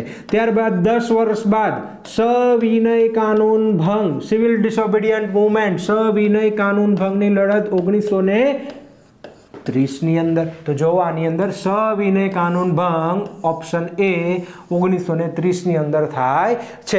અને લાસ્ટ અને ત્રીજો સૌથી મહત્વ, જો આમાં બીજા વચ્ચે આવે છે ભાઈ વ્યક્તિગત સત્યાગ્રહ એવા, પણ મહત્વના સત્યાગ્રહ લો તો ત્રીજો મહત્વનો સત્યાગ્રહ એટલે હિન્દ છોડો આંદોલન 1942ની અંદર. તો તમે જો આટલામાં જોઈ લો તો તમારું રિવિઝન થઈ જાય છે. સમજાય છે તમને? ઓકે. તો અસહકારની આંદોલન, સવિનય કાનૂન ભંગ 1930માં, એના ભાગરૂપે ગાંધીજીએ દાંડી યાત્રાનું આયોજન કર્યું હતું. કઈ યાત્રાનું આયોજન કર્યું હતું? દાંડી યાત્રા. મીઠાના કાયદાનો ભંગ કર્યો હતો. ઓકે. તો આ છે સવિનય, વિનય સાથે કાયદાનો. પહેલા તો શું કીધું ગાંધીજી? ભાઈ સહકાર નથી આપવો. બધાએ નોકરી છોડી દીધી, સ્કૂલ કોલેજો છોડી દીધી, અંગ્રેજી શિક્ષણ છોડી દીધું, અંગ્રેજી વસ્તુઓનો બહિષ્કાર કરી નાખ્યો. ઓકે. વકીલોએ વકીલાત છોડી દીધી. મતલબ સહકાર જ નથી આપવો અંગ્રેજોને, તમારે જે કરવું એ કરો. અને છેલ્લે ચોરી ચોરા હત્યાકાંડ થાય છે, અને એના કારણે ગાંધીજી આ સત્યાગ્રહને બંધ કરી દીધો. તો આ થઈ ગયો પહેલો સત્યાગ્રહ 1920ની અંદર. ત્યારબાદ સવિનય કાનૂન ભંગ. ગાંધીજી કહે છે કે હવે કાનૂન ભંગ કરવો છે, પરંતુ વિનય સાથે, જેમ તેમ નહીં. કઈ રીતે? સવિનય કાનૂન ભંગ કરવો છે. ઓકે. શાંતિથી, કોઈ વિદ્રોહ, કોઈ હત્યા, કોઈ હિંસા ને હંસા વગર. તો આ સવિનય કાનૂન ભંગ, દાંડી યાત્રા વગેરે જેવી મહત્વની યાત્રાઓ અહીંયા થાય છે. અને લાસ્ટમાં ગાંધીજીએ લાસ્ટ અલ્ટિમેટમ આપી દીધું, હિન્દ છોડો, ક્વિટ ઇન્ડિયા મુવમેન્ટ. છેલ્લે હવે ભારત છોડો, હવે બહુ થઈ ગયું તમારું. તો આ છે હિન્દ છોડો આંદોલન. ઓકે. તો આ મહત્વના અહીંયા આગળ પોઈન્ટ આપણે લીધા. ઓકે. તમે આને ટાઈમ પાસ ન સમજતા, મહત્વના પોઈન્ટ બધા ક્લિયર કરાવું છું એટલા માટે ઓપ્શન એ 1930 સવિનય કાનૂન ભંગ. શબ્દોને સમજજો, કારણ કે કન્ફ્યુઝ કરી નાખો છો. સવિનય કાનૂન ભંગ તમે 1920 કરીને આવતા રહેતા. 1920માં અસહકારનું આંદોલન છે. આમાં સવિનય કાનૂન ભંગ 1930. 1942ની અંદર કયું છે? હિન્દ છોડો આંદોલન. ઓકે. ચાલો આગળ વધીએ. નેક્સ્ટ ક્વેશ્ચન છે તમારો, ક્વેશ્ચન નંબર 28. દાંડી કૂચ દરમિયાન ગાંધીજીએ તથા તેમના સાથીદારોએ કુલ કેટલા દિવસની પદયાત્રા કરી હતી? આપણે સવિનય કાનૂન ભંગની હમણાં વાત કરી. ઓકે. તો સવિનય કાનૂન ભંગ એટલે કે 1930માં જ્યારે આ આંદોલન કરવાનું હતું. ઓકે. 1930ની અંદર એમ કહેવાય છે કે લોર્ડ ઇરવિન ભારતના વાઇસરોય હતા. ઓકે. ગાંધીજીએ 11 મુદ્દાની માંગણી કરતો પત્ર જે છે એ આ લોર્ડ ઇરવિનને લખ્યો. 11 મુદ્દાની માંગણી કરતો એક પત્ર લોર્ડ ઇરવિનને લખ્યો. એમાં એવું કીધું કે ભાઈ જો મીઠું છે એ દરેકની જરૂરિયાત છે, તો મીઠા ઉપરનો વેરો જે તમે વધાર્યો છે એને ઓછો કરી નાખવામાં આવે. સિવિલ સર્વિસ લોકોને જે પગાર આપવામાં આવે છે એમાં અડધો ઓછો કરવામાં આવે. યુદ્ધનો ખર્ચો અડધો ઓછો કરવામાં આવે. ઓકે. જાસૂસીમાં જે ખર્ચ કરવામાં આવે છે એમાં પૈસા ઓછા કરવામાં આવે. પછી બહુ બધા આવા ટોટલ 11 જેવા મહત્વના મુદ્દાઓ આમાં સમાવેશ કરવામાં આવ્યા. અને એમને એમ કહેવામાં આવે છે કે 10મી માર્ચ ના રોજ પત્ર મોકલ્યો, પરંતુ ઇરવિન દ્વારા કોઈ જ એનો જવાબ નથી આવતો. લાસ્ટમાં 12મી માર્ચથી ગાંધીજી જે છે એ આ આંદોલન એટલે કે દાંડી યાત્રા મીઠાથી, કારણ કે જે 11 મુદ્દા મોકલે ને એમાં આ મુદ્દો ખૂબ મહત્વનો હતો, મીઠાના કાયદાવાળો. તો 12મી માર્ચથી જે છે ગાંધીજીએ સાબરમતી આશ્રમથી દાંડી યાત્રા જે છે શરૂ કરે છે. અને ત્યારબાદ 6ઠી એપ્રિલે આ યાત્રા જે છે એ તેઓ ક્યાં પહોંચે છે? દાંડી પહોંચે છે. ઓકે. દાંડી અત્યારના નવસારી જિલ્લામાં આવેલું છે. દાંડી છે દરિયા કિનારે જઈને તેમને આ મીઠાનો કાયદો ભંગ કરવાનું નક્કી કર્યું. 5મી એપ્રિલે તેઓ ત્યાં પહોંચી ચૂક્યા હતા. એક દિવસનો આરામ કરી 6 એપ્રિલ સવારના ભાગમાં વહેલા તેઓએ મીઠાના કાયદાનો ભંગ કર્યો. નમક કા કાનૂન તોડ દિયા 6 એપ્રિલ 1930. ઓકે. તો આ મહત્વની ઘટના ધ્યાનમાં રાખીશું. તો આ 12મી માર્ચથી તમે 30મી માર્ચ સુધી ગણો. 18, 19, 19 ને 5 24 દિવસ. ઓકે. ટોટલ કેટલા દિવસ? ઓપ્શન ડી 24 દિવસ જે છે આનો સાચો જવાબ આવશે. તો આ થઈ ગયો તમારો જવાબ, ઓપ્શન ડી 24 દિવસ દાંડી કૂચ દરમિયાન યાત્રા કરી હતી પોતાના 78 મહત્વના સાથીદારો સાથે. ઓકે. Question number 29. જલિયાવાલા બાગમાં કયા એક્ટનો વિરોધ કરવા લોકો શાંતિપૂર્ણ રીતે ભેગા થયા હતા? શું પૂછ્યું છે તમને? એક્ટ પૂછ્યો છે. કયો એક્ટ આવ્યો હતો? તો 1719ની અંદર. ઓકે. જે 1919 ભૂલથી ઓકે, ધ્યાનમાં રાખીશું આપણે કયો એક્ટ આવ્યો હતો અહીંયા, કયો એક્ટ આવ્યો હતો? રોલેટ એક્ટ આવ્યો હતો. કયો એક્ટ આવ્યો હતો? રોલેટ એક્ટ આવ્યો હતો. જો અહીંયા ઓપ્શન ક્યાં છે? Okay, option D, Rowlatt act આનો સાચો જવાબ આવશે. તો રોલેટ એક્ટ, ઓકે, રોલેટ એક્ટમાં શું હતું? રોલેટ એક્ટમાં એવું હતું કે જે, હું તમને બહુ સરળ ભાષામાં સમજાવું છું, ધ્યાનમાં રાખીશું આપણે. જ્યારે કોઈએ ઇતિહાસ નથી વાંચ્યો એ અહીંયા ધ્યાન આપશે, અથવા વાંચ્યો છે તો અહીંયા ધ્યાન આપશે, તમારા ડાઉટ્સને ક્લિયર કરશું. રોલેટ એક્ટની અંદર શું હતું કે એવા ક્રાંતિકારી લોકો, કારણ કે જો એ જ સમયગાળો છે, એ સમયગાળો એ છે કે હમણાં જ વિશ્વયુદ્ધ, પ્રથમ વિશ્વયુદ્ધ પૂરું થયું હતું, અને એ સમયે અંગ્રેજોએ જે છે ક્રાંતિકારી પ્રવૃત્તિઓને દાબી દેવા માટે કેવો કાયદો લાગ્યો કે જે કાયદાની અંદર ક્રાંતિકારીઓને પકડવામાં આવશે, તેમને કોર્ટમાં ક્યારે લઈ જવા, ન લઈ જવા, બધું કોઈના પર આધારિત રહેશે નહીં, તેમને વકીલ મળશે કે નહીં એ પણ ક્યાંય લખેલું નહોતું. ઓકે, સ્પેશિયલ કોર્ટમાં કાર્યવાહી કરવામાં આવશે અને એ કાર્યવાહીને સુપ્રીમ કોર્ટમાં પડકારવામાં આવશે નહીં. તો બહુ ખરાબ રીતે આવો કાયદો હતો. ઓકે, આમ 2-2 વર્ષ સુધી તમને જેલમાં રાખી દે ને તમને કોર્ટમાં મૂકે જ નહીં તો કેવી હાલત થાય તમારી? તો એના જેવી પરિસ્થિતિ છે કે અહીંયા રોલેટ એક્ટ, કાયદા વિહીન કાયદો. ઓકે, ગાંધીજી આને શું કીધું છે? ગાંધીજી આને કાળો કાયદો કીધું છે. શું કીધું છે ગાંધીજી આને? કાળો કાયદો કહ્યું હતું કે ભાઈ આ તો કાળો કાયદો છે. ઓકે, મોહમ્મદ અલી જીના એને કાયદા વગરનો કાયદો કહે છે, કાયદા વિહીન કાયદો. કયો કાયદો? કાયદા વિહીન. આ કાયદો તો છે પણ આ કાયદાનો કોઈ કાયદો નથી, કાયદા વિહીન કાયદો કોણે કહ્યું હતું? મોહમ્મદ અલી જીનાએ કહ્યું હતું. નો અપીલ, નો અપીલ, નો વકીલ, નો દલીલ. ઓકે, કે આ કાયદા હેઠળ જો તમે પકડાઓ તો તમે ના અપીલ કરી શકો, ના વકીલ કરી શકો, ના વકીલ ના હોય તો ભાઈ કોર્ટમાં દલીલ કઈ રીતે કરી શકો? તો તમે આ કાંઈ જ ન કરી શકો. આવું કોણે કહ્યું હતું? આવું કહ્યું હતું મોતીલાલ નહેરુ. કોણે કહ્યું હતું? મોતીલાલ નહેરુએ. જો આ બધાના સ્ટેટમેન્ટ સમજજો અહીંયા તમે. ઓકે, ગાંધીજીએ કાળો કાયદો કોને કહ્યું? રોલેટ એક્ટને કાળો કાયદો કહ્યું. કાયદા વિહીન કાયદો કોણે કહ્યું? મોહમ્મદ અલી જીન્નાએ કહ્યું, જે પાકિસ્તાનનું નિર્માણ કરે છે આગળ જતા. નો અપીલનો, દલીલનો, વકીલનો કાયદો કોણે કહ્યું? તો મોતીલાલ નહેરુએ કહ્યું હતું. આ 3 સ્ટેટમેન્ટ અહીંયા યાદ રાખવા જોઈએ રોલેટ એક્ટના વિરોધમાં. ડૉક્ટર કિચલુ અને સત્યપાલની ધરપકડ થઈ જાય છે પંજાબની અંદર, અમૃતસરમાં.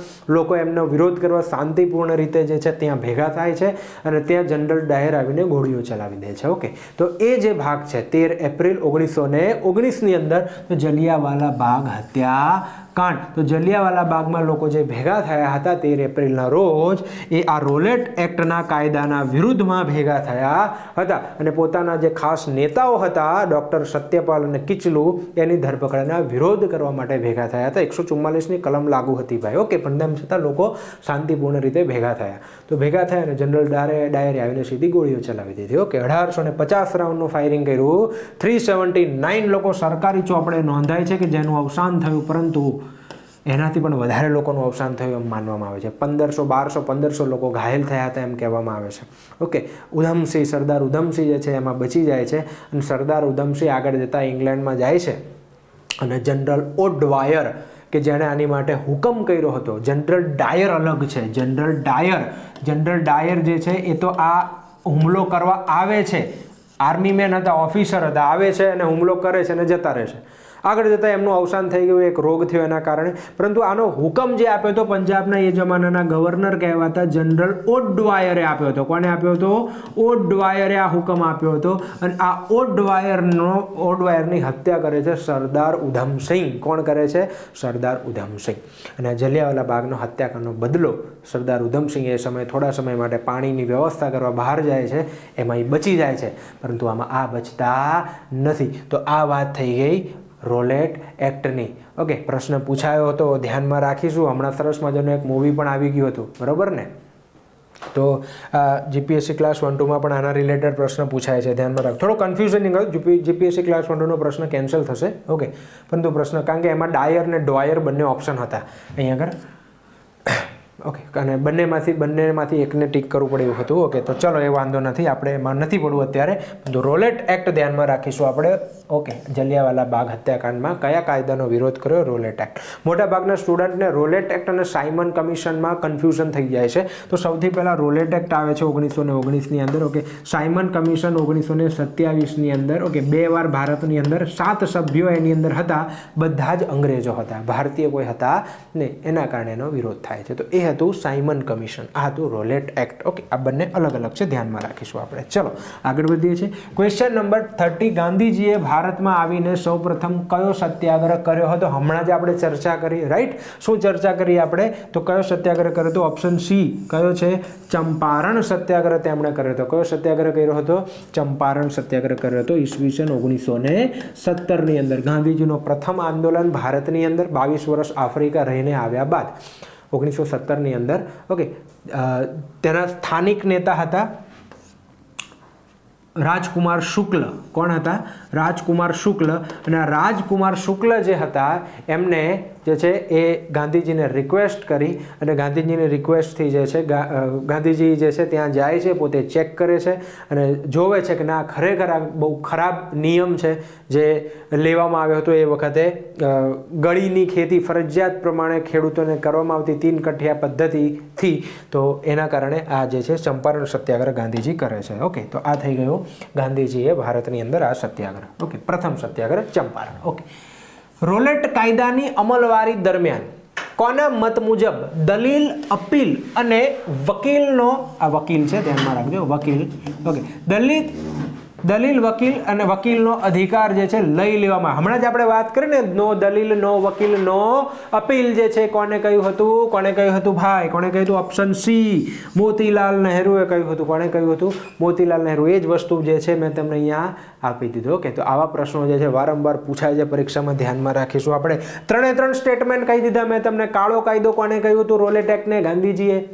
નો અપીલ, નો દલીલ, નો વકીલનો કાયદો કોણે કહ્યું હતું? મોતીલાલ નહેરુજીએ. ઓકે, જવાહરલાલ નહેરુના ફાધર હતા મોતીલાલ નહેરુ. અને ત્રીજું કહી દીધું મેં તમને. શું ત્રીજું સ્ટેટમેન્ટ શું આપ્યું હતું? મોહમ્મદ અલી જીનાએ શું કીધું હતું? કાયદા વિહીન કાયદો કહ્યું હતું. તો એ પણ આને કહ્યું હતું.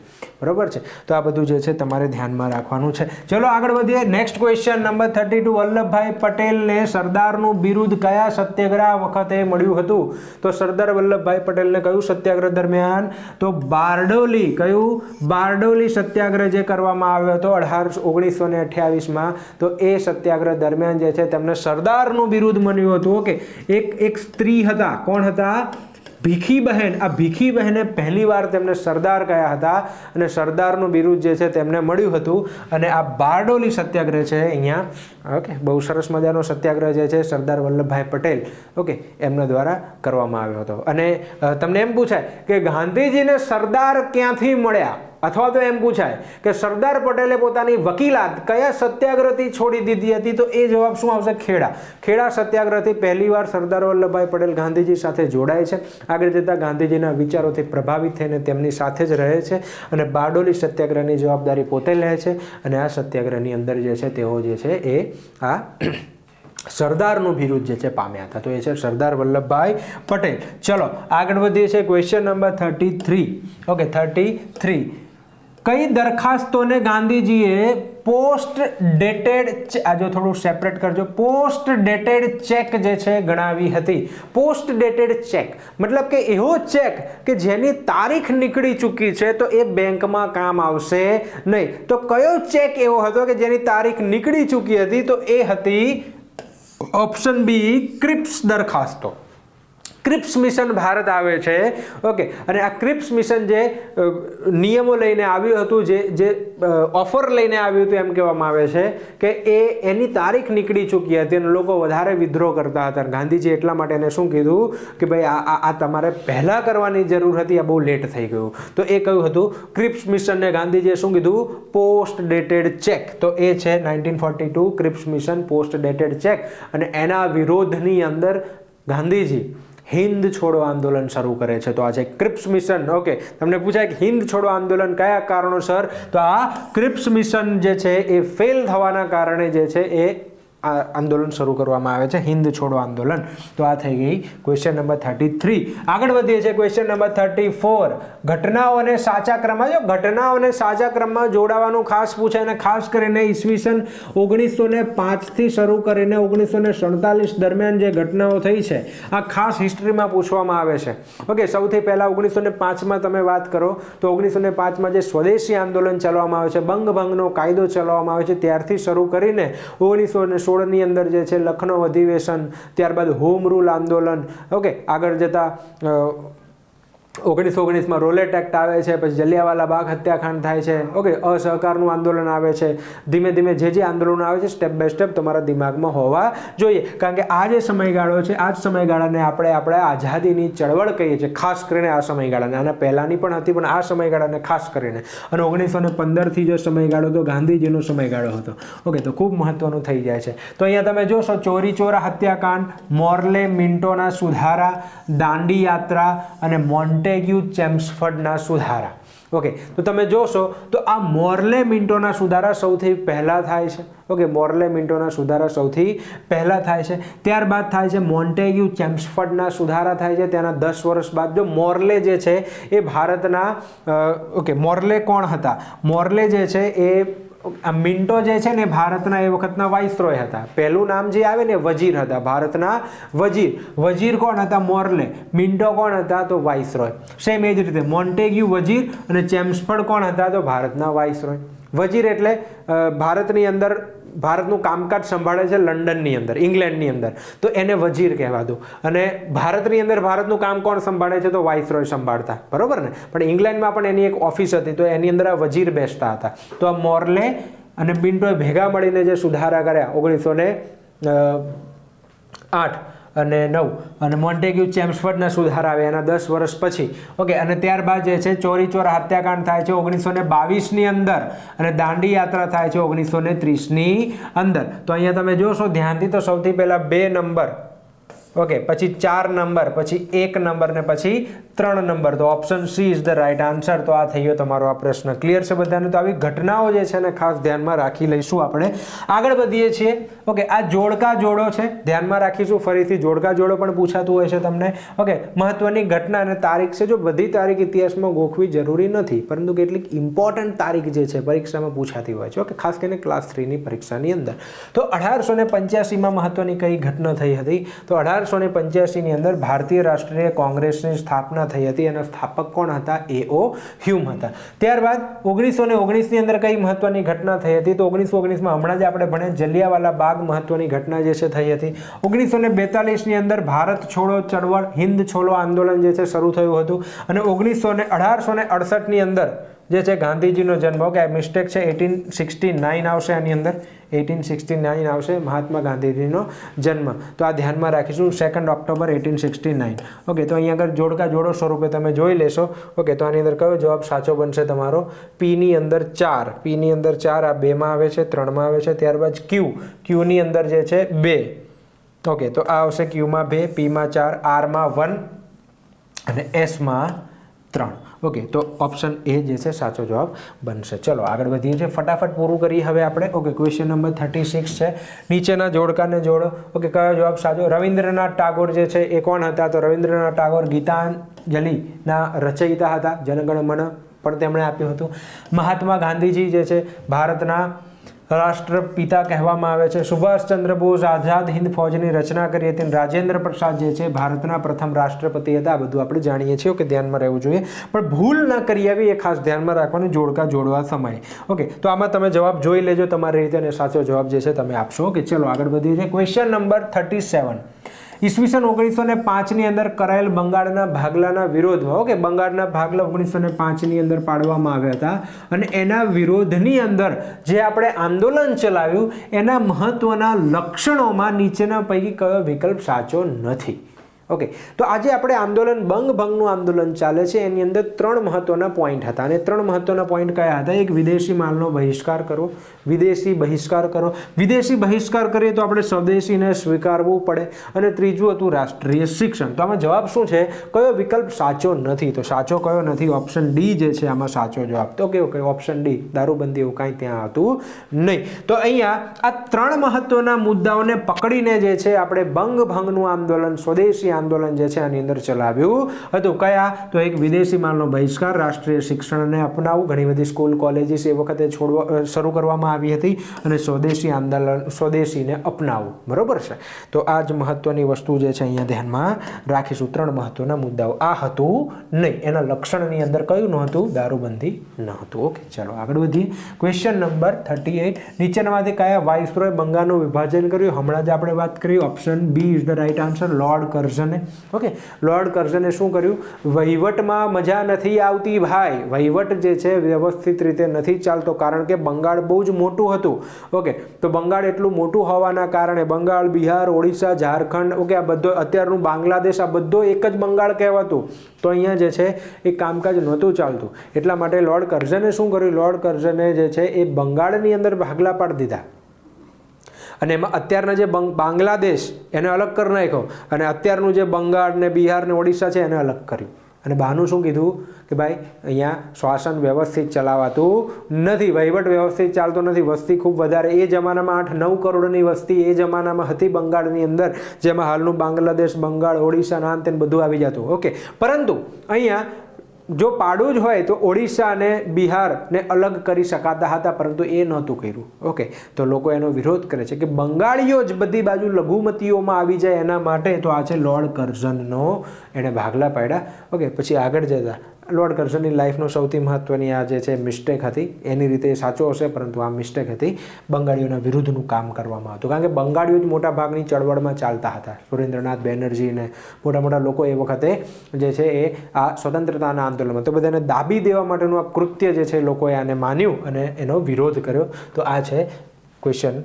ઓકે, ચલો આગળ વધીએ છીએ.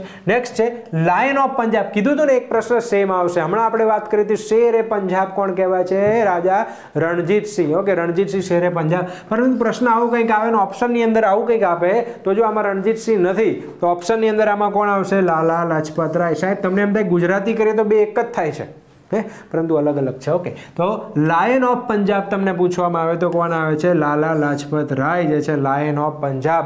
લાલ, બાલ અને પાલની જે ત્રિપુટી હતી એમાંના એક એટલે લાલા લાજપત રાય. ઓકે, ખૂબ મહત્વના છે. ઓકે, અને ખાસ ધ્યાનમાં રાખીશું આપણે કે આ વ્યક્તિ જે બાલ ગંગાધર તિલક, લાલા લાજપત રાય અને બિપિનચંદ્ર પાલ, લાલ બાલ પાલ અને અરવિંદ ઘોષ જેવા મહત્વના લોકો જે છે એ આ સ્વતંત્રતાની ચળવળની અંદર જે ઇન્ડિયન નેશનલ કોંગ્રેસની સ્થાપના થઈ હતી 1885ની અંદર, એની અંદર જે આગળ જતા બે ભાગ પડી જશે સુરતની અંદર, બરાબર ને? તો આ બે ભાગ પડે છે, એમાં મવાળવાદી અને જવાળવાદી નેતાઓ. કેવા?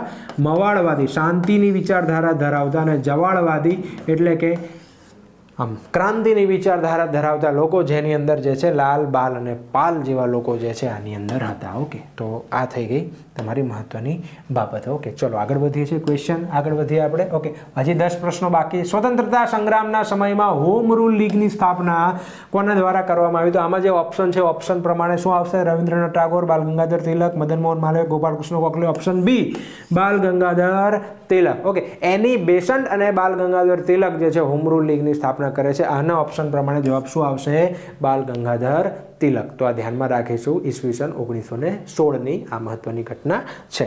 અને એક એરિયાની અંદર બાલ ગંગાધર તિલક કામ ચાલુ કરે છે, મહારાષ્ટ્રની અંદર, કર્ણાટકની અંદર ને એવા કેટલાક વિસ્તારમાં. બાકી બધા ભારતની અંદર જે છે એ એની બેસન્ટ ચલાવે છે. તો આ હોમ રૂલનું આંદોલન જે છે એ વખતે ચાલે છે. ઓકે, ચલો આગળ વધીએ છીએ આપણે. 1902ની અંદર અમદાવાદમાં મળેલ કોંગ્રેસના પહેલા અધિવેશનના પ્રમુખ કોણ હતા? તો આની અંદર શું જવાબ આવશે? તો જો અહીંયા આગળ ગુજરાતની અંદર ઇન્ડિયન નેશનલ કોંગ્રેસની ટોટલ 4 મિટિંગ ભરાય છે. કેટલી મિટિંગ ભરાય છે? 4. ઓકે, એક ભરાય છે ઈસવીસન 1902ની અંદર, ત્યારબાદ 1907ની અંદર, ત્યારબાદ 1921ની અંદર અને એક છે 1937ની અંદર. ઓકે, તો આ 3 મિટિંગ જે ભરાય છે આ અમદાવાદની અંદર છે, આ સુરતની અંદર છે, આ ફરીથી અમદાવાદની અંદર છે અને આ ફરીથી હરિપુરા સુરતની અંદર છે. ક્યાં છે? હરિપુરા સુરતની અંદર. તો આ પ્રથમ મિટિંગની જે વાત કરી 1902ની અંદર જે અમદાવાદમાં ભરાઈ, એના અધ્યક્ષ કોણ હતા? સુરેન્દ્રનાથ બેનર્જી જે છે તેના અધ્યક્ષ હતા. ઓકે, ત્યારબાદ 1907ની અંદર જે સુરતમાં મિટિંગ ભરાઈ અને સુરતની અંદર જે છે સુરત સ્પ્લિટ, મતલબ કોંગ્રેસની અંદર બે ભાગ પડી જાય છે માવાડવાદી અને જવાળવાદી નેતાઓના. તો એની અંદર જે છે અધ્યક્ષ કોણ હતા એ તમારે કોમેન્ટ સેક્શનમાં જણાવવાનું છે. અમદાવાદની અંદર અધ્યક્ષ કોણ હતા એ પણ જણાવવાનું છે. અને આ ખૂબ મહત્વની છે આ મિટિંગ, અને એના અધ્યક્ષ કોણ હતા આ પણ તમારે મને જે છે જણાવવાનું છે. ઠીક છે? અને આ 4 વસ્તુ ખાસ આવવી જોઈએ. ગુજરાતની પરીક્ષાની અંદર આમાંથી પ્રશ્ન તમને પૂછાશે. ઠીક છે? તો આ થઈ ગઈ કોંગ્રેસના 4 ગુજરાતની અંદર અધિવેશનો. ઓકે, ચલો આગળ વાત કરીએ છીએ આપણે હવે સુરેન્દ્રનાથ બેનર્જી આનો જવાબ આવશે. ઓકે, આગળ વાત કરીએ છીએ આપણે ક્વેશ્ચન નંબર 42. કયા શહેરની અંદર, ઓકે ચલો 41 ક્યાં ગયો? ઓકે 41 થઈ ગયો આપણો. 42 કયા શહેરમાં ભરાયેલ અધિવેશન સમયે કોંગ્રેસના ભાગલા પડે? હમણાં જ વાત કરીએ આપણે સુરત. 1907ની અંદર જે સુરતમાં અધિવેશન ભરાયું હતું. ઓકે, રાસ બિહારી ઘોષ, જો એક જવાબ તમને આપી દીધો મેં. રાસ બિહારી બોઝ જે છે તેના અધ્યક્ષ હતા અને આ સુરતની અંદર જે છે આ કોંગ્રેસના અધિવેશનની અંદર બે ભાગ પડી જાય છે, મવાળવાદી અને જવાળવાદી. ઓકે, અંગ્રેજોની નીતિ કારગર રીતે કામ કરી જાય છે, ભાગલા પાડો અને રાજ કરો, અને અહીંયા ભાગલા પડી જાય છે. તો આ છે ક્વેશ્ચન નંબર 42. ઓકે, આગળ વધીએ. ભારત આઝાદ થયું ત્યારે કોંગ્રેસના પ્રમુખ કોણ હતા? તો જ્યારે ભારત આઝાદ થાય છે, આ પ્રશ્ન વારંવાર પૂછાય છે. Option D J B. Kripalani. Okay, J B. Kripalani જ્યારે ભારત આઝાદ થયું ત્યારે કોંગ્રેસના અધ્યક્ષ કોણ હતા? જે.બી. કૃપલાણી અધ્યક્ષ હતા. ધ્યાનમાં રાખીશું આ પ્રશ્નને, પણ વારંવાર તમને પૂછાતો પ્રશ્ન છે, એટલા માટે મેં લીધો છે અહીંયા. ઓકે, ચલો આગળ. ત્રણેય ગોળમેજી પરિષદોની અંદર કોણે ભાગ લીધો હતો? ઓકે, ગોળમેજી પરિષદો ક્યાં ભરાઈ હતી? ઇંગ્લેન્ડની અંદર, જેમ્સ મહેલની અંદર. ગોળ મેજ એટલે ગોળ ટેબલ, ગોળ નહોતું પણ કહેવાય છે ગોળ મેજ, અને ત્યાં આજુબાજુ બધા લોકો બેઠા હોય. ઓકે, અને નક્કી કરે કે હવે ભારતની અંદર શું કરવું છે ભાઈ આપણે. ઓકે, અથવા તો બધે શું કરવું છે, તો અહીંયા જે નિર્ણય લેવામાં આવે આખરી, તો એ ગોળમેજી પરિષદ ત્યાં ભરાય છે ઇંગ્લેન્ડની અંદર. ઓકે, 1930, 31, 32 આ રીતે જે છે 3 વર્ષ દરમિયાન જે છે આ ત્રણેય વર્ષે અલગ અલગ સમયમાં મિટિંગ ભરાય છે, અને એની અંદર જે છે એ ત્રણ પરિષદની અંદર કોણે ભાગ લીધો હતો? તો આની અંદર option B doctor Bhimrao Ambedkar, અને એક બીજા વ્યક્તિ પણ હતા, તેગ બહાદુર સપ્રુ. કોણ? તેગ બહાદુર સપ્રુ. આ વ્યક્તિ અને કેટલાક મહારાજાઓ, કેટલાક રજવાડાના લોકો. ઓકે, તો આ બધા જાય છે. ઓકે, આ બે ખાસ યાદ રાખશું આપણે. તેગ બહાદુર સપ્રુ અને આંબેડકર ત્રણ મિટિંગની અંદર ભાગ લે છે. ઓકે, 1930ની અંદર આપણે દાંડી કૂચની યાત્રા ચાલુ હતી, એટલે કોંગ્રેસ એમાં ભાગ લેતી નથી, કારણ કે લોર્ડ ઇરવિન જે છે આપણી માંગણી સ્વીકારતા નથી. પરંતુ 1931ની અંદર ગાંધીજી કોંગ્રેસના એકમાત્ર સભ્ય તરીકે ભાગ લેવા ત્યાં જાય છે. ઓકે, અને એ વખતે આપણા સરસ મજાના જે સાહિત્યકાર કહેવાય છે, જેમનું નામ શું છે? ઓકે ભાઈ, કોણે ગાયું હતું ગીત? છેલ્લો કટોરો ઝેરનો બાપુ પી જાજો, ઝવેરચંદ મેઘાણી. શું કહે છે? છેલ્લો કટોરો બાપુ ઝેરનો પી જાજો. એમ કરીને ગાંધીજી કોંગ્રેસના એકમાત્ર સભ્ય તરીકે ઇંગ્લેન્ડની અંદર ગોળમેજી પરિષદની બીજી સભામાં ભાગ લેવા જાય છે. પરંતુ એમને જે કામ કરવું હતું એ કામ થયું નહીં, તેમની માંગણી સ્વીકારાઈ નહીં. એટલે ગાંધીજી ભારતમાં આવીને ફરીથી સવિનય કાનૂન ભંગની લડત શરૂ કરે છે. ઓકે, તો સવિનય કાનૂન ભંગની લડત ગાંધીજીએ 2 વાર શરૂ કરી હતી. ઓકે, તો એ શરત અહીંયા લડત જે છે શરૂ કરે છે, અને ત્યારબાદ 1932ની અંદર પણ આ બે જ વ્યક્તિઓ જાય છે. ઓકે, તો આ 3 ગોળમેજી પરિષદ છે. ઓકે, અને એની અંદર ગાંધીજી માત્ર બીજી પરિષદમાં ભાગ લે છે. કોંગ્રેસના બધા જ કોંગ્રેસીઓ વતી, મતલબ એમ કે બધા જ સભ્યો વતી એકમાત્ર ગાંધીજી ભાગ લે છે. ઓકે, બાકી કોઈ ભાગ લેતું નથી. આંબેડકર અને જે છે તેગ બહાદુર સપ્રુ, એ બંને જે છે એની અંદર ત્રણ પરિષદની અંદર ભાગ લે છે. આ જવાબ આપણે યાદ રાખીશું. ચલો આગળ વધીએ. 45. હિન્દ છોડો આંદોલન દરમિયાન અંગ્રેજો દ્વારા કયું ઓપરેશન ચલાવવામાં આવ્યું હતું? હિન્દ છોડો આંદોલન 1942ની અંદર 9મી ઓગસ્ટે શરૂ કરવામાં આવ્યું, અને જે છે એ ભારતભરની અંદર જે છે અંગ્રેજોએ શું કર્યું? બધા જ નેતાઓને પકડી લીધા. અંગ્રેજોએ શું કર્યું? ગાંધીજીને પકડીને આગા ખાન મહેલમાં નાખી દીધા, જવાહરલાલ નહેરુ પકડીને જેલમાં નાખી દીધા. મોટા બધા જ નેતાઓને એમ કહેવાય કે ધરપકડ બધાની કરી નાખી. તો લોકોએ આપમેળે આંદોલન ચાલુ કરી નાખ્યું. લોકોનું આંદોલન કહેવાય છે હિન્દ છોડો. કે ભારતભરની અંદર લોકો ઠેર ઠેર વિદ્રોહ અને વિરોધ કરે છે, અને એના કારણે એમ કહેવામાં આવે છે કે આ છે ઓપરેશન 0 અવર ચલાવ્યું હતું. કયું ઓપરેશન ચલાવ્યું હતું? ઓપરેશન 0 અવર ચલાવ્યું હતું અંગ્રેજોએ, અને મહત્વના બધા નેતાઓની ધરપકડ કરી લીધી. તો એ છે આ હિન્દ છોડો આંદોલન દરમિયાન અંગ્રેજોએ જે છે આંદોલન ચલાવ્યું હતું. ચલો, ક્લિયર છે આટલી વસ્તુ? આગળ વધીએ છીએ આપણે. ઓકે, ભૂદાન ચળવળના પ્રણેતા કોણ હતા? તો આ તો બધાને આવડતું હોવું જોઈએ. ઓપ્શન સી વિનોબા ભાવે. ભૂદાન ચળવળના પ્રણેતા કોણ હતા? વિનોબા ભાવે. ઓકે, તેલંગાણાની અંદર જે છે તેમણે આ શરૂઆત કરી હતી. તેલંગાણાની અંદર ઓકે, તમારે મને કોમેન્ટમાં એ જણાવવાનું છે કે ક્યાંથી શરૂઆત કરી હતી. ઓકે, તો જગ્યાનું નામ શું છે? તો ભૂદાન ચળવળના પ્રણેતા જે છે એ છે વિનોબા ભાવે. તેલંગાણામાંથી શરૂઆત કરી, મેં તમને બતાવ્યું. તેલંગાણાની અંદર ક્યાંથી તેમણે કઈ જગ્યાએથી શરૂઆત કરી હતી, તમારે સર્ચ કરીને મને અહીંયા આગળ કોમેન્ટની અંદર જવાબ આપવાનો છે. Option C is the right answer, Vinoba Bhave. ચલો આગળ વધીએ છીએ. Question number 47. જ્યારે ભારતને 1947માં આઝાદી મળેલ ત્યારે ઇંગ્લેન્ડના પ્રધાનમંત્રી કોણ હતા? વારંવાર પૂછાતો પ્રશ્ન છે. શું જવાબ આવશે? ક્લેમેન્ટ એટલી. ક્લેમેન્ટ એટલી જે છે એમના દ્વારા ભારતની આઝાદી જાહેર કરવામાં આવી હતી કે 1948 પહેલા ભારતને અમે છોડી દઈશું, અને એના પહેલા જ ભારતને તેઓ છોડી દે છે 1947ની અંદર. પરંતુ બહુ બધા પ્રશ્નો સળગતા મૂકીને તેઓ જાય છે ભારતની અંદર. ઓકે, તો ચલો આ છે ક્લેમેન્ટ એટલી. ઓકે, ધ્યાનમાં રાખીશું આટલી વસ્તુ. તો આગળ વધીએ છીએ. Question number 40. ઓકે, કરેંગે યા મરેંગે આ સૂત્ર સ્વતંત્રતા સંગ્રામની લડતમાં ગુંજ્યું હતું, બરોબર ને? તો આ કરેંગે યા મરેંગે સૂત્ર જે છે એ કઈ લડત દરમિયાન ગુંજ્યું હતું એમ કહેવાય છે. તો કરેંગે યા મરેંગે કોણે કીધું હતું ભાઈ? કોણે કીધું હતું? મહાત્મા ગાંધીજીએ. કઈ લડતમાં કીધું હતું? હિન્દ છોડો ચળવળ. ઓકે, તો 1942ની અંદર જ્યારે આ લડત શરૂ કરી, ગાંધીજી અંગ્રેજોને લાસ્ટ અલ્ટિમેટમ આપ્યું કે ભાઈ હવે ભારત છોડીને તમે જતા રહો. અને ત્યારે ગાંધીજીએ લાસ્ટ સૂત્ર આપ્યું કે હવે તો કરીશું યા તો મરીશું. કરેંગે યા મરેંગે, એ છે આ લાસ્ટ સૂત્ર. કઈ? હિન્દ છોડો આંદોલનના ભાગરૂપે. ચલો આગળનો ક્વેશ્ચન લઈએ આપણે. મહાત્મા ગાંધીએ ડૉક્ટર ભીમરાવ આંબેડકર આ બંનેની વચ્ચે જે પૂના કરાર થયો હતો એ કયા વર્ષમાં થયો હતો?